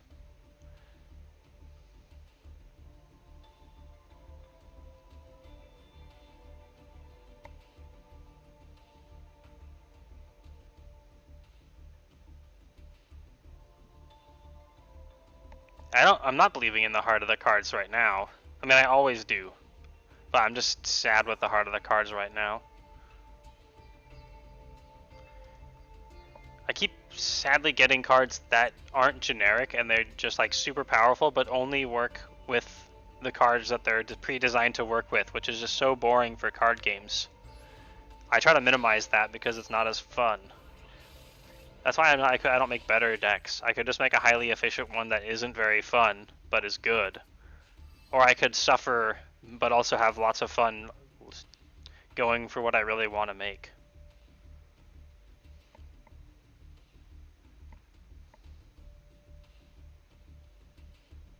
Scrap Raptor is part of a meta dinosaur deck that is wacky, but cool.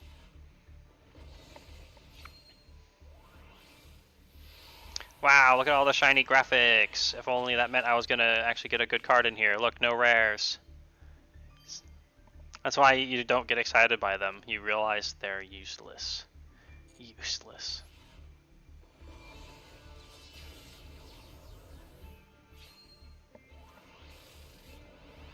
Alright, 9 out of 10.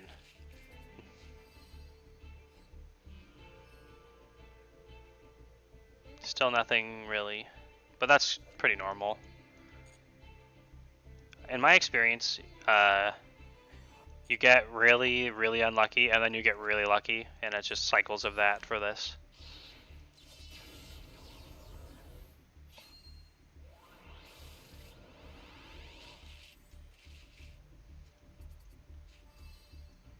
Princess Cologne? What?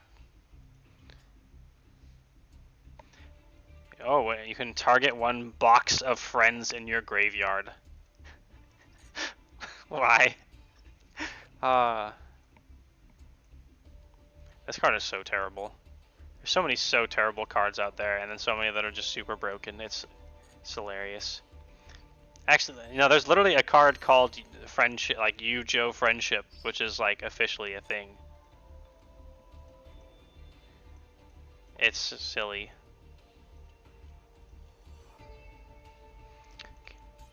You know what? Let's go buy the other cosmetic pack, and hopefully we get better stuff. Because I can afford both. And I need to get just things. Yeah, you're not allowed to make fun of friendship. Nobody's ever made fun of friendship, especially not the Yu-Gi-Oh! Abridged person.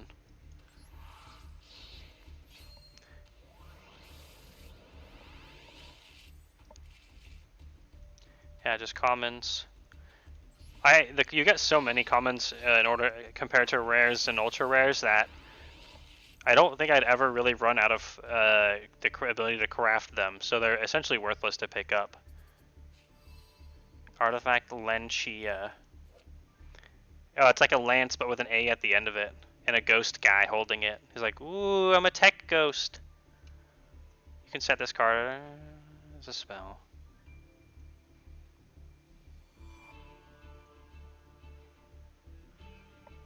Okay, sure. You could actually do some stupid OP combo with this. So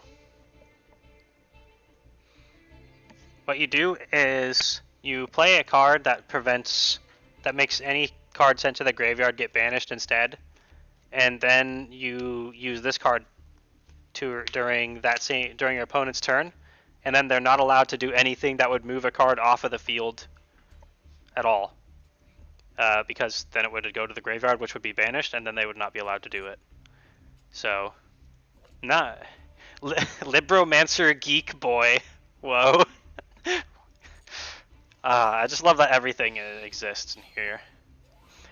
It's fun.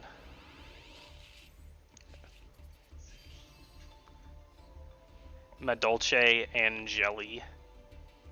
Amazonas Baby Tiger. CW Tiger left already. Tiger might have appreciated that. You know what we should do? Next time we play Path of Exile and we need to name characters, we'll just look up a random Yu-Gi-Oh card and then name after that. Oh shit! That's a rare dragon. Who you? What you do? Oh, he has to be used with Power Tool Dragon, which I never really liked back in the day, but I might actually, because there's different equip cards available, which I think he revolves around, it might actually be doable. Yeah, it's a dragon who's made of power tools, as if you needed explanation. If this card on the face up on the field will be destroyed, you can banish one equip spell from your graveyard instead. When you sink or summon, you can make your life points become 4,000, and you take no effect damage. Interesting. Wind up Zen mains. Ooh. Just kidding, I don't know what that is. But it's not gonna, it doesn't excite me, so we're gonna ignore it. Oh, 3? Oh, Samsara Dragon and Amorphage Goliath. If I had the Amorphage cards, I would try them out because they're all like weird, creepy horror dragons that are really cool. And they have like a really just passive baseline strong interference type effect. So let's quickly look at them. And oh, they're named after the 7 sins. There's gluttony, lechery, greed, envy, wrath, pride, and sloth. Actually, none of them are all that rare. Apparently the one we got is literally the only rare of all of these. But I don't know how to do pendulum summons because I was gonna say it's a stupid idea, but that's because it's new and I don't understand it fully all the way. I've tried to do it and it's weird and I don't know the rules passively. So anyway, we have a little monk dragon scorpion guy thing who's cool, but haven't really thought of how I would utilize a deck that would make him. And an Amorphage Goliath. Okay, that's like on a hype scale of 0 to 10, where 0 is no hype, that's like a 3. 2. 3.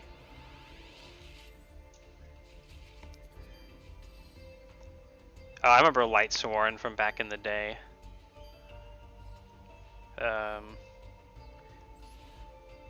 I countered them very well just because I'd seen them so many times.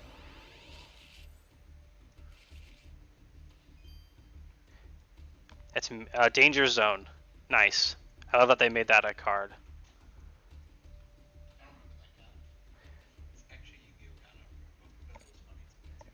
Yeah. And Mayhem for hire. I actually should try this out at some point, because I really like the Floof Dragon, who's in charge of all the furry army that you can kill your opponent with.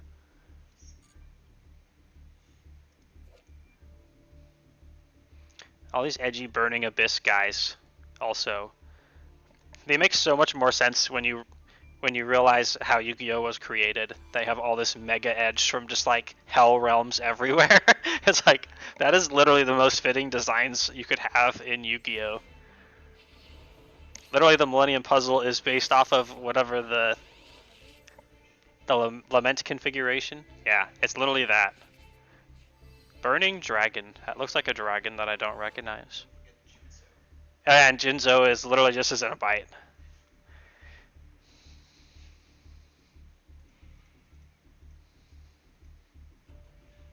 Interesting. It's a little difficult to do, but decent enough if you pull it off. Marincess Dive for Marine Princesses. If I wasn't so obsessed with dragons, I could explore other interests. But too bad. I'm not unhappy with it. I'm just gonna do it. Oh, and don't forget Dodo Driver. and Zubababa Genshot, or whatever its name is.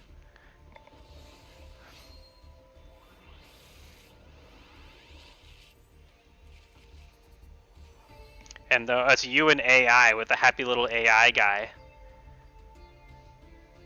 Neat. Nordic Relic. It's Hlidskjalf. What's a Hlidskjalf? It's a spell. Hlidskjalf.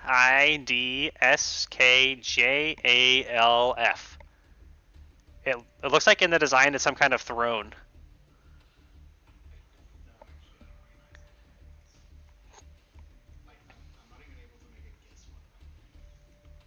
Wow. I mean, it's obviously not real Nordic necessarily, but...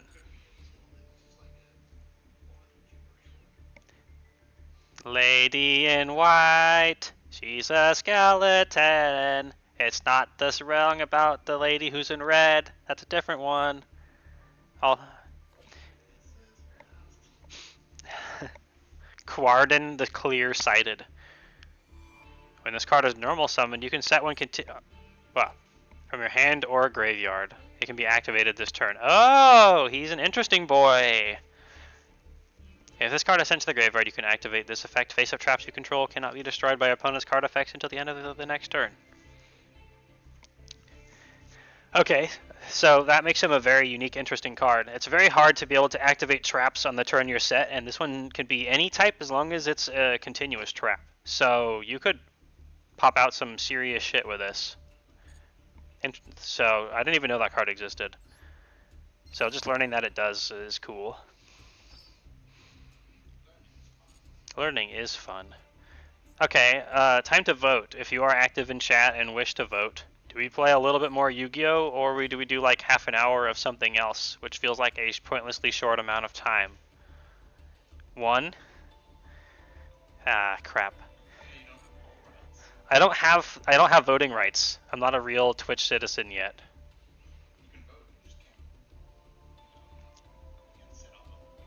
Okay, one is do something else, and 2 is continue. Oh, let's open 40 of my legacy packs. I really want a Super Rejuvenation, which is a card I have like 10 copies of in real life because they were shit when they came out, but now they're really good. You mutt. So you do what you feel is right, of course. See, I think I slightly want to continue, but I'm afraid of failure. So then it's obviously continue. I want to play... I had one duel where I accomplished my absolute dream, which is summon 2 different Mega Dragons from like the classic time of when I played Yu-Gi-Oh! And was in the World Championship a long time ago. And they don't let you save more than like 10 replays, so I wasn't able to save it, and I've lost it forever, so now I have to redo the entire thing. It's very sad. Nothing good in there. This has an ultra rare in it. That's the one thing. If the pack is glowy, like this, then it's got ultra rare. Or a super rare, I think. That's an ultra rare, but what is it? The card I want is a super rare, but this could be good. Dude, Armed Dragon Catapult Cannon. I actually could make use of this and do actually need this card if I ever wanted to try it, because I have the Armed Dragon cards, most of them. Your opponent cannot activate cards or effects with the same name as any banished card. Interesting. Once returned during your opponent's turn, you can banish 1 card from your deck or extra deck face up. Banish all cards your opponent controls and in their graveyard. What the fuck? Yeah, it's really hard to summon this though, because you have to summon VW XYZ Dragon Catapult Cannon, and then summon Armed Dragon level 7 on the same turn. Which Armed Dragon level 7 is easy. That's not a problem, but I haven't played much with a Union Machine monster, so I don't know how to summon VW XYZ Dragon Catapult Cannon very well. Okay. Let's try to do one game where I don't misplay, as I was probably going to be done around 9, because streaming 6 to 9 is nice. What? Also, I do need to eat dinner before it's too late. We really need to shrink this down a little bit. I could probably do 2 copies of some of the cards to shrink it down. Because we really need to draw. Oh yeah, we were probably going to take out Revolution Synchron. I crafted him specifically for this deck, but that's because I started deciding I wanted to spend resources actually experimenting with the decks and see if I could make things work. So, yeah. Oh, I took out one of the soul resonators.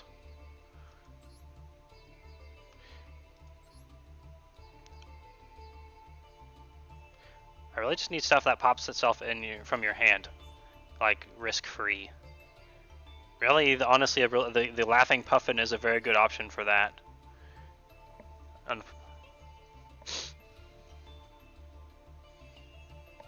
Oh well, we're down to 51. Let's celebrate that victory before I think more about it, and let's continue. I wanna accomplish my dream again. It's Red Supernova Dragon and Star. It was like, well, I forgot what it's called.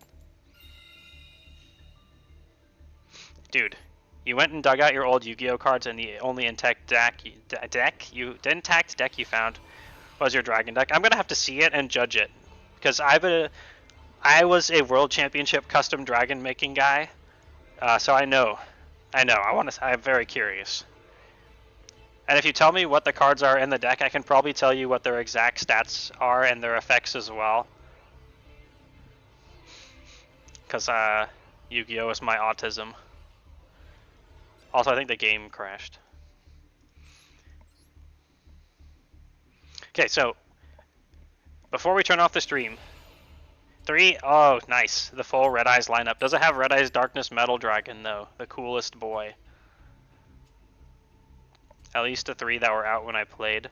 That would probably be Red Eyes Darkness Dragon, Red Eyes Black Dragon, and Red Eyes Metal Dragon. And I'm pretty sure those are the first 3 that came out.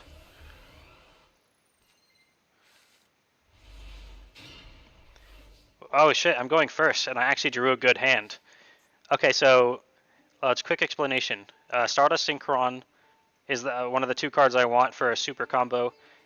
Stardust Illumination is also important. Tuning is going to be our bluff for him to negate things that search from the deck, so we'll play that first. Because it would just grab me a Stardust Synchron. Oh, I guess he doesn't... Oh shit, it put a Stardust Trail in the graveyard. That is dope. Sadly, we can only use 1 of those per turn.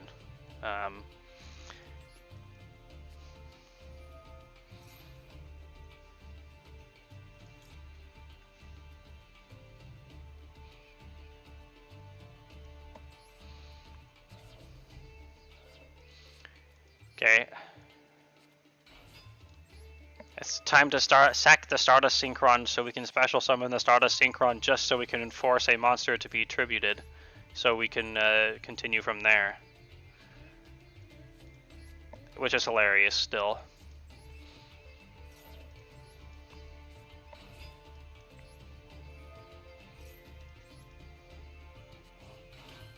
And then we arrive in light. Converging wills. Then we go... We want to save a Cell Synchro for when we have a level 2 tuner in the graveyard, so we're not doing that just yet. We're going to grab Stardust Dragon. A classic boy. A very classic boy.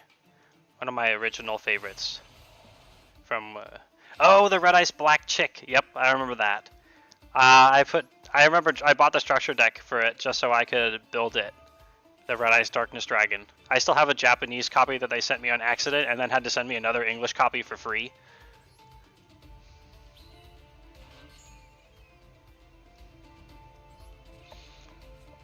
It's in my little one of my treasure piles somewhere. Okay, so this is what's supposed to happen with Converging Wills Dragon. You draw it from that effect, and then you pop it out.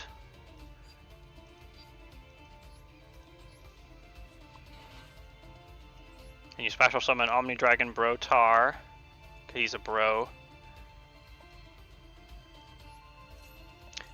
And then you pitch the Lair of Darkness, because we can recycle some really good shit if we, with Red Eyes Darkness Metal. And then we're going to grab a Saronir. Magnomet is a little bit more utility. Saronir is better for this turn. We're going to do Saronir and hope we can actually make use of it. And we can make Shooting Majestic Star Dragon. Yippee!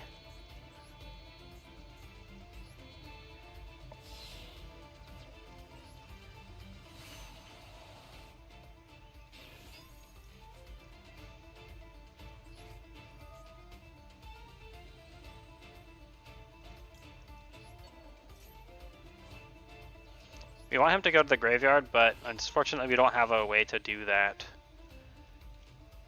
So I kind of just messed that up, but whatever. Let's just go full ham. Banish you, and we'll play Stardust Dragon. And we have a way to negate destroy cards that isn't the Majestic Star. So we can negate one destroy card that would destroy anything on the field. And then we can negate one of anything as well.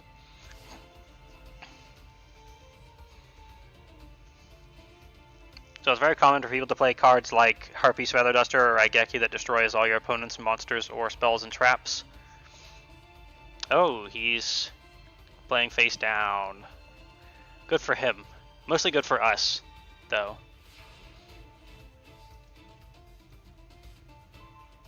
Bone Archfiend. Okay, we can special summon one dragon type.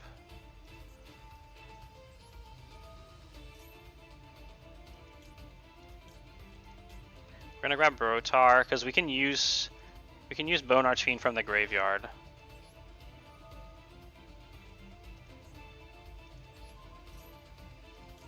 So we don't have to have him in hand. So we kind of get a +1 by doing this.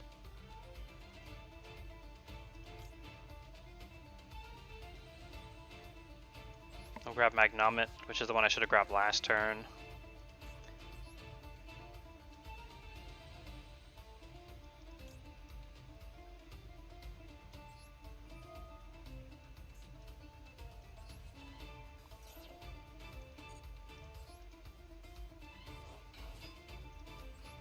We can do this whole little loopy-doops again.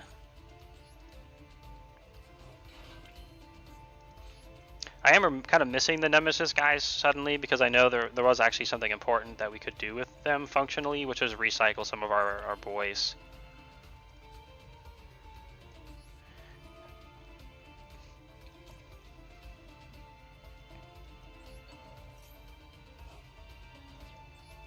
We're gonna go summon Chaos Angel. Because Chaos Angel can banish one of his cards. Actually, Baron. Baron is a little bit of a higher priority because Baron adds a negate to our potential pool of card negation. And also can destroy one of those traps before they can activate it. So that's the obvious choice.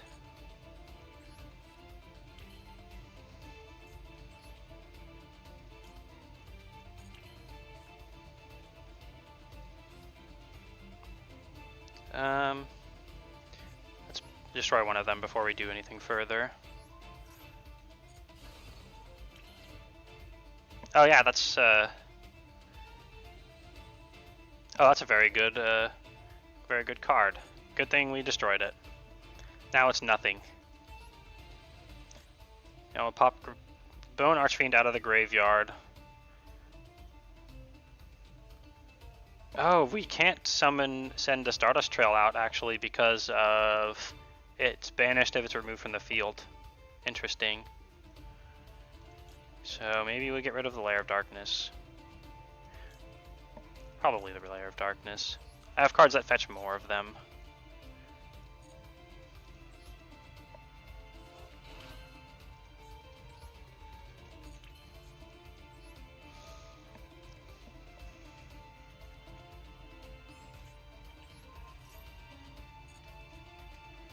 So when Vision Resonator goes to the graveyard, we can grab a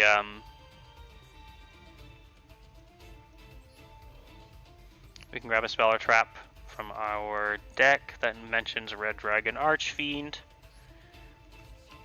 We're gonna grab Crimson Gaia, which gives us a passive effect and allows us to grab another card that does stuff related to Red Dragon Archfiend.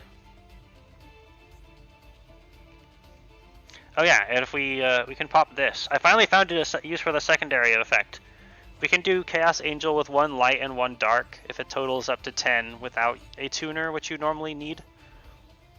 Oh yeah, we're not allowed to summon it this turn because of Bone Archfiend. That's what I was talking about with the loss of utility.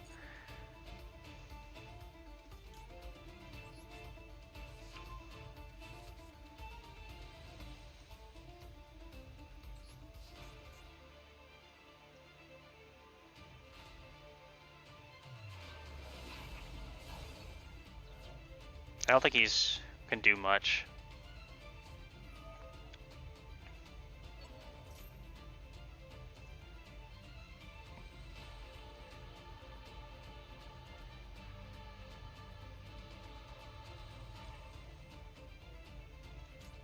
Since we don't have battle damage to kill him this round, we're going to use this one. This one specifically banishes it for a round.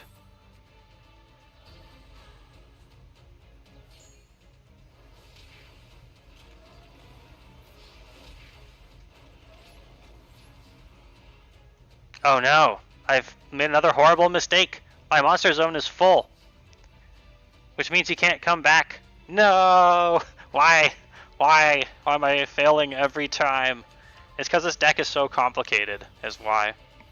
Oh, he just goes into the graveyard. That means we can recycle him with Red Eye's Darkest Metal Dragon at least.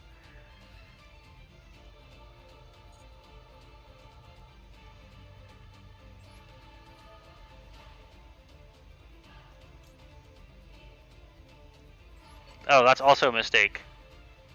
Why? Why am I doing this? I'm throwing so bad.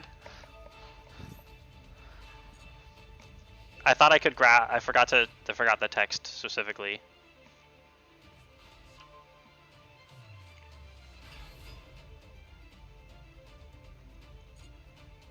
At least we can negate that with Stardust Dragon if he tries to use it. So we slow him down by a turn of battling if he tries to blow up one of our dudes.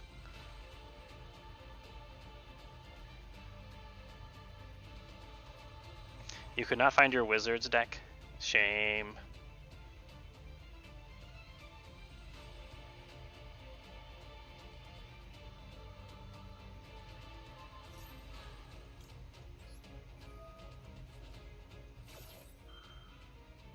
And I think the nice thing about Stardust Dragon with Arrive and Light specifically is that instead of just being placed back on the field, it's treated as special summoned, which would mean when we special summon a synchro monster during our turn,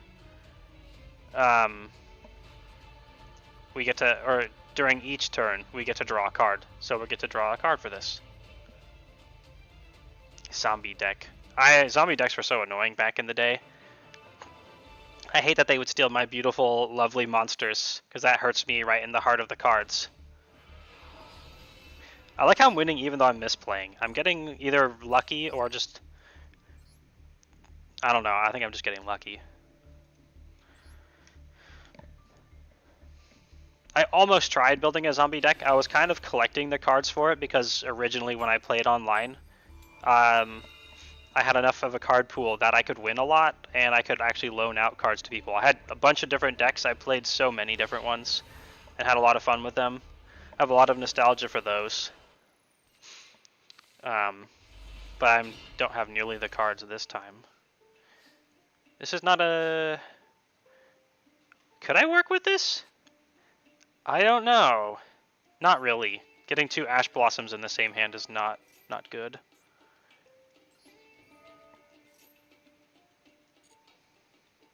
Oh wait, I can. We just have to go the more narrow route of what we can do here. And do something more specific.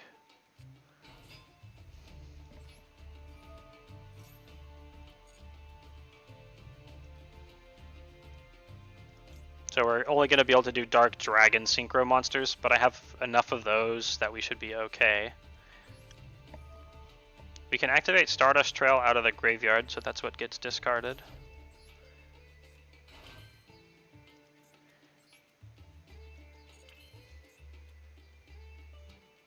Let's see, we could actually draw a card if we summon him specifically.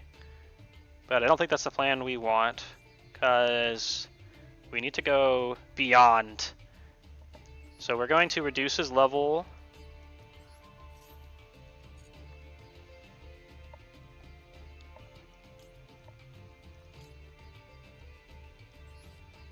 Send him to the graveyard because he can grab us a red zone, which we'll actually be able to use this round. Because we're going the Dark Dragon route instead of the Wind Dragons.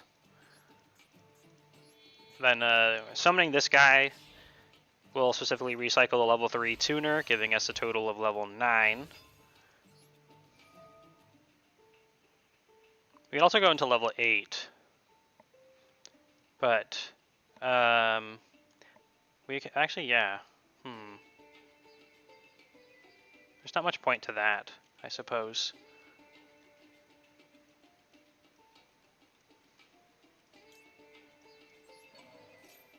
We basically get to can go for the negate anything only once route instead of negate one thing once per turn, but it has to be on the field, but also way better stats.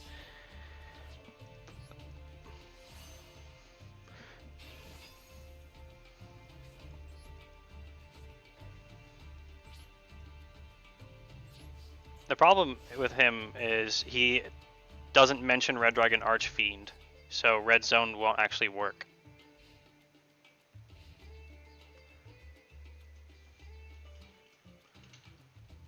So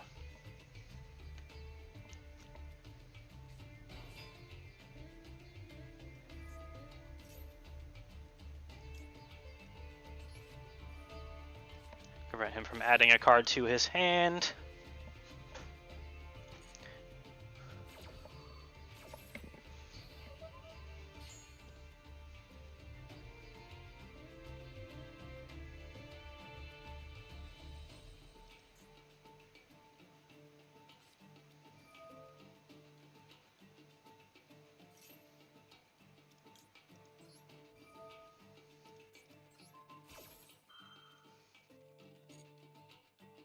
Triple Tactics Talent is a card that's useless on turn 1. Well, actually not useless on turn 1. It's actually something I should probably be using.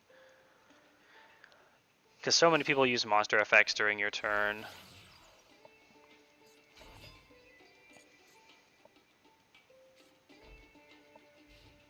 Okay, the fact that he's ending turn means we can reset our hot Red Dragon Archfiend Abyss's ability.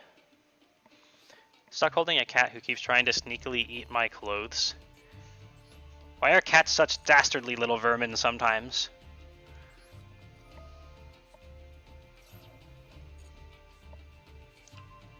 Oh, watch this. We're going to eat his monster now, because we have Lair of Darkness. So we summon Ahrima, the Wicked Warden, who can tribute a dark monster other than this card, which can be anyone because Lair of Darkness makes everyone dark. So we'll eat his monster. Yoink. Beautiful. And then we're allowed to grab a monster with 2,000 or more attack. Do we grab Saronir? Can we do anything from the graveyard? We can.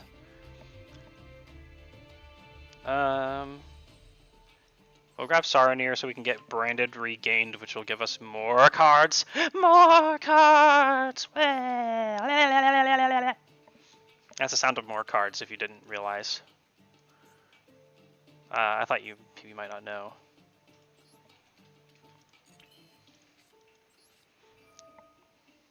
We're going to banish Red Rising Dragon specifically because we can do other stuff while it's banished. Which is, Red Zone has an effect where we can summon a Dark Dragon that is banished.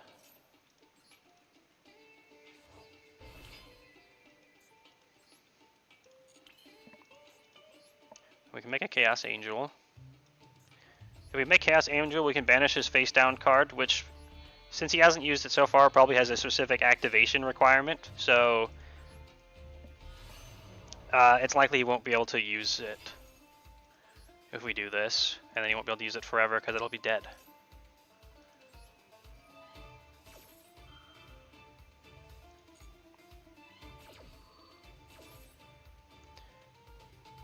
We put Lubellion in the graveyard because he's the one that grabs the Branded Regained. Yoink! Yeah, it was a little negation type of card. Okay. Crimson Gaia can grab us any card related to Red Dragon Archfiend from our hand or our deck. Sorry, deck or our graveyard, lol. Vision Resonator. Because he's a freebie special summon if you have a level 6 or higher Dark on the field. So we slap him out.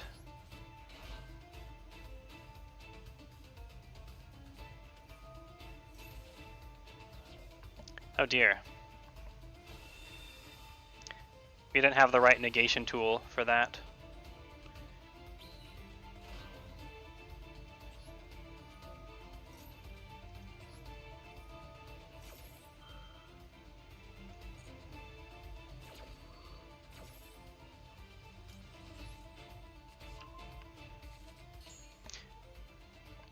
Went and checked, found more cards.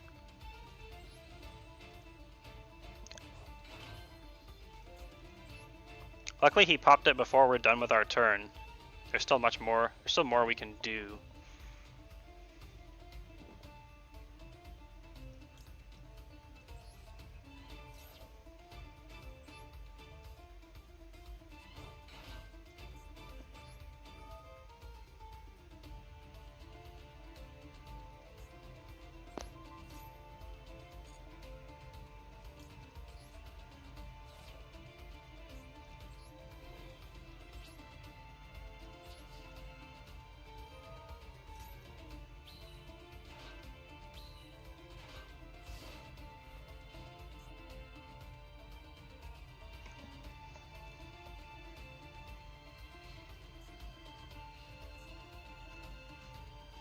That's why it would have been smarter for me to summon something that can negate things.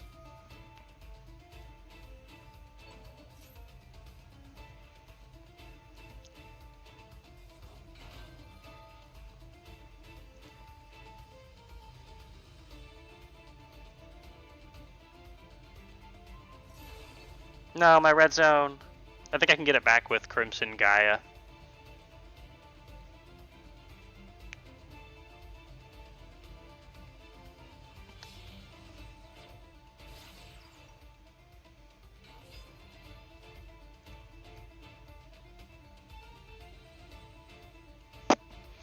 At least he is kind of a little bit dead in the water, somewhat, for now.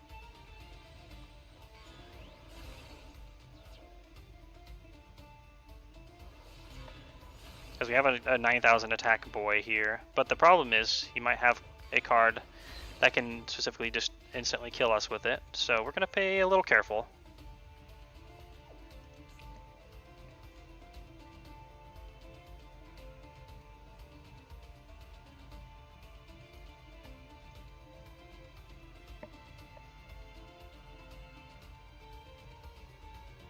If we get Stardust Synchron, we'll be in a very good ship, because we're allowed to tribute one of our opponent's monsters once per turn, and that's what he does. He tributes one of your boys to special summon himself.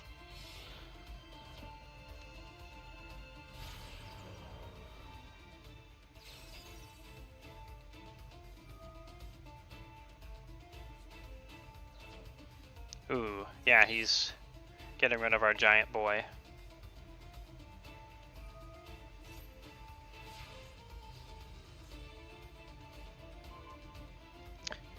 Okay, he's a boy. He's fun. We can use him.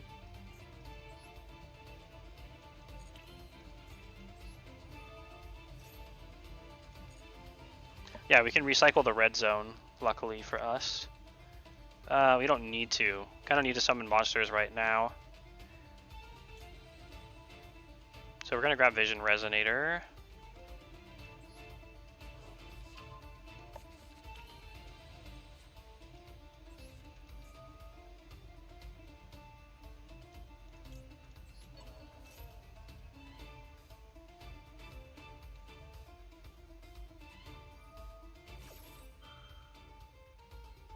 Ooh. He negated it. What a boy. But that doesn't stop us, unfortunately for him.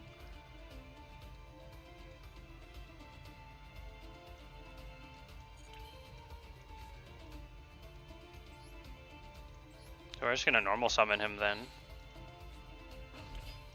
Because we can put him out for free if it was level 6 or higher Dark Man.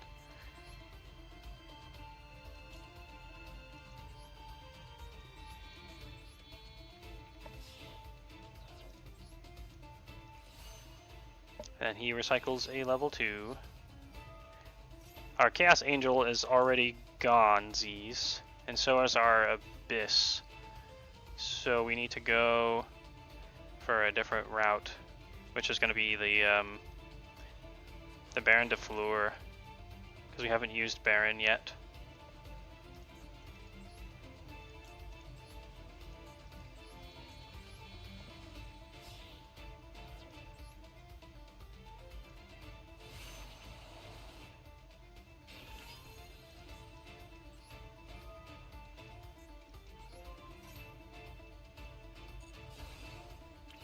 It's so funny that you can technically negate Baron's own effect with itself. It's pretty hilarious. He's out of cards, and we have 1 negate. That's a very good state to be in. Of course, there is shit he can probably do in his graveyard.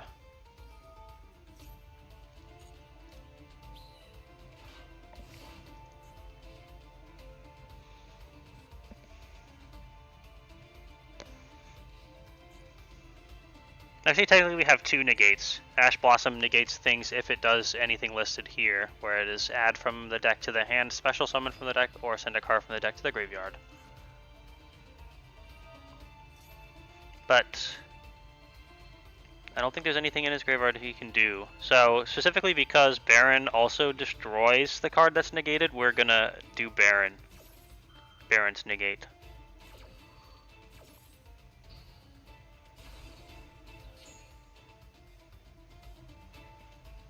Plus, Baron can reset itself by pulling out.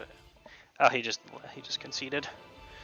It can reset itself by pulling something out during the standby phase of a turn, which is essentially upkeep in Magic. Alright, we winned.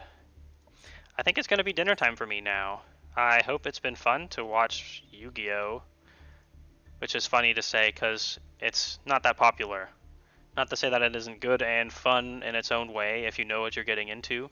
I would say it's not if you don't know what you're getting into. But, yeah. Thank you everybody for watching. I'm really gonna try to be streaming every week, as long as my work schedule doesn't get inflated to the point of ultra pain. Yeah, I'll see you around. Gonna have to come and visit sometime and check out all of our 3D printed stuff, and bring your Yu-Gi-Oh cards and your Magic cards so I can look at them. And we can play some old Yu-Gi-Oh. So yeah, keep that in mind. What was I gonna say? I don't know. Yeah, dinner time. Have a good night, everybody. I shall see you next week, hopefully, should stress and time allow for it. Or maybe at some other point during the week. Doesn't just have to be Fridays, as long as work isn't working me. Woo!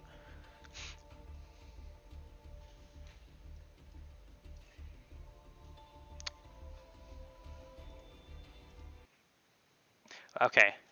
For realsies. Bye-bye! Do-do-do! Lasers.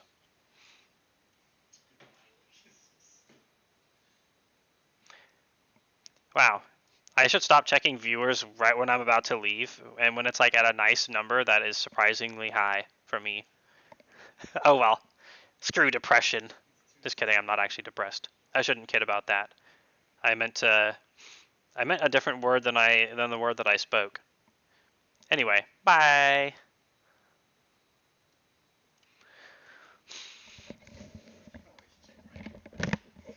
I do.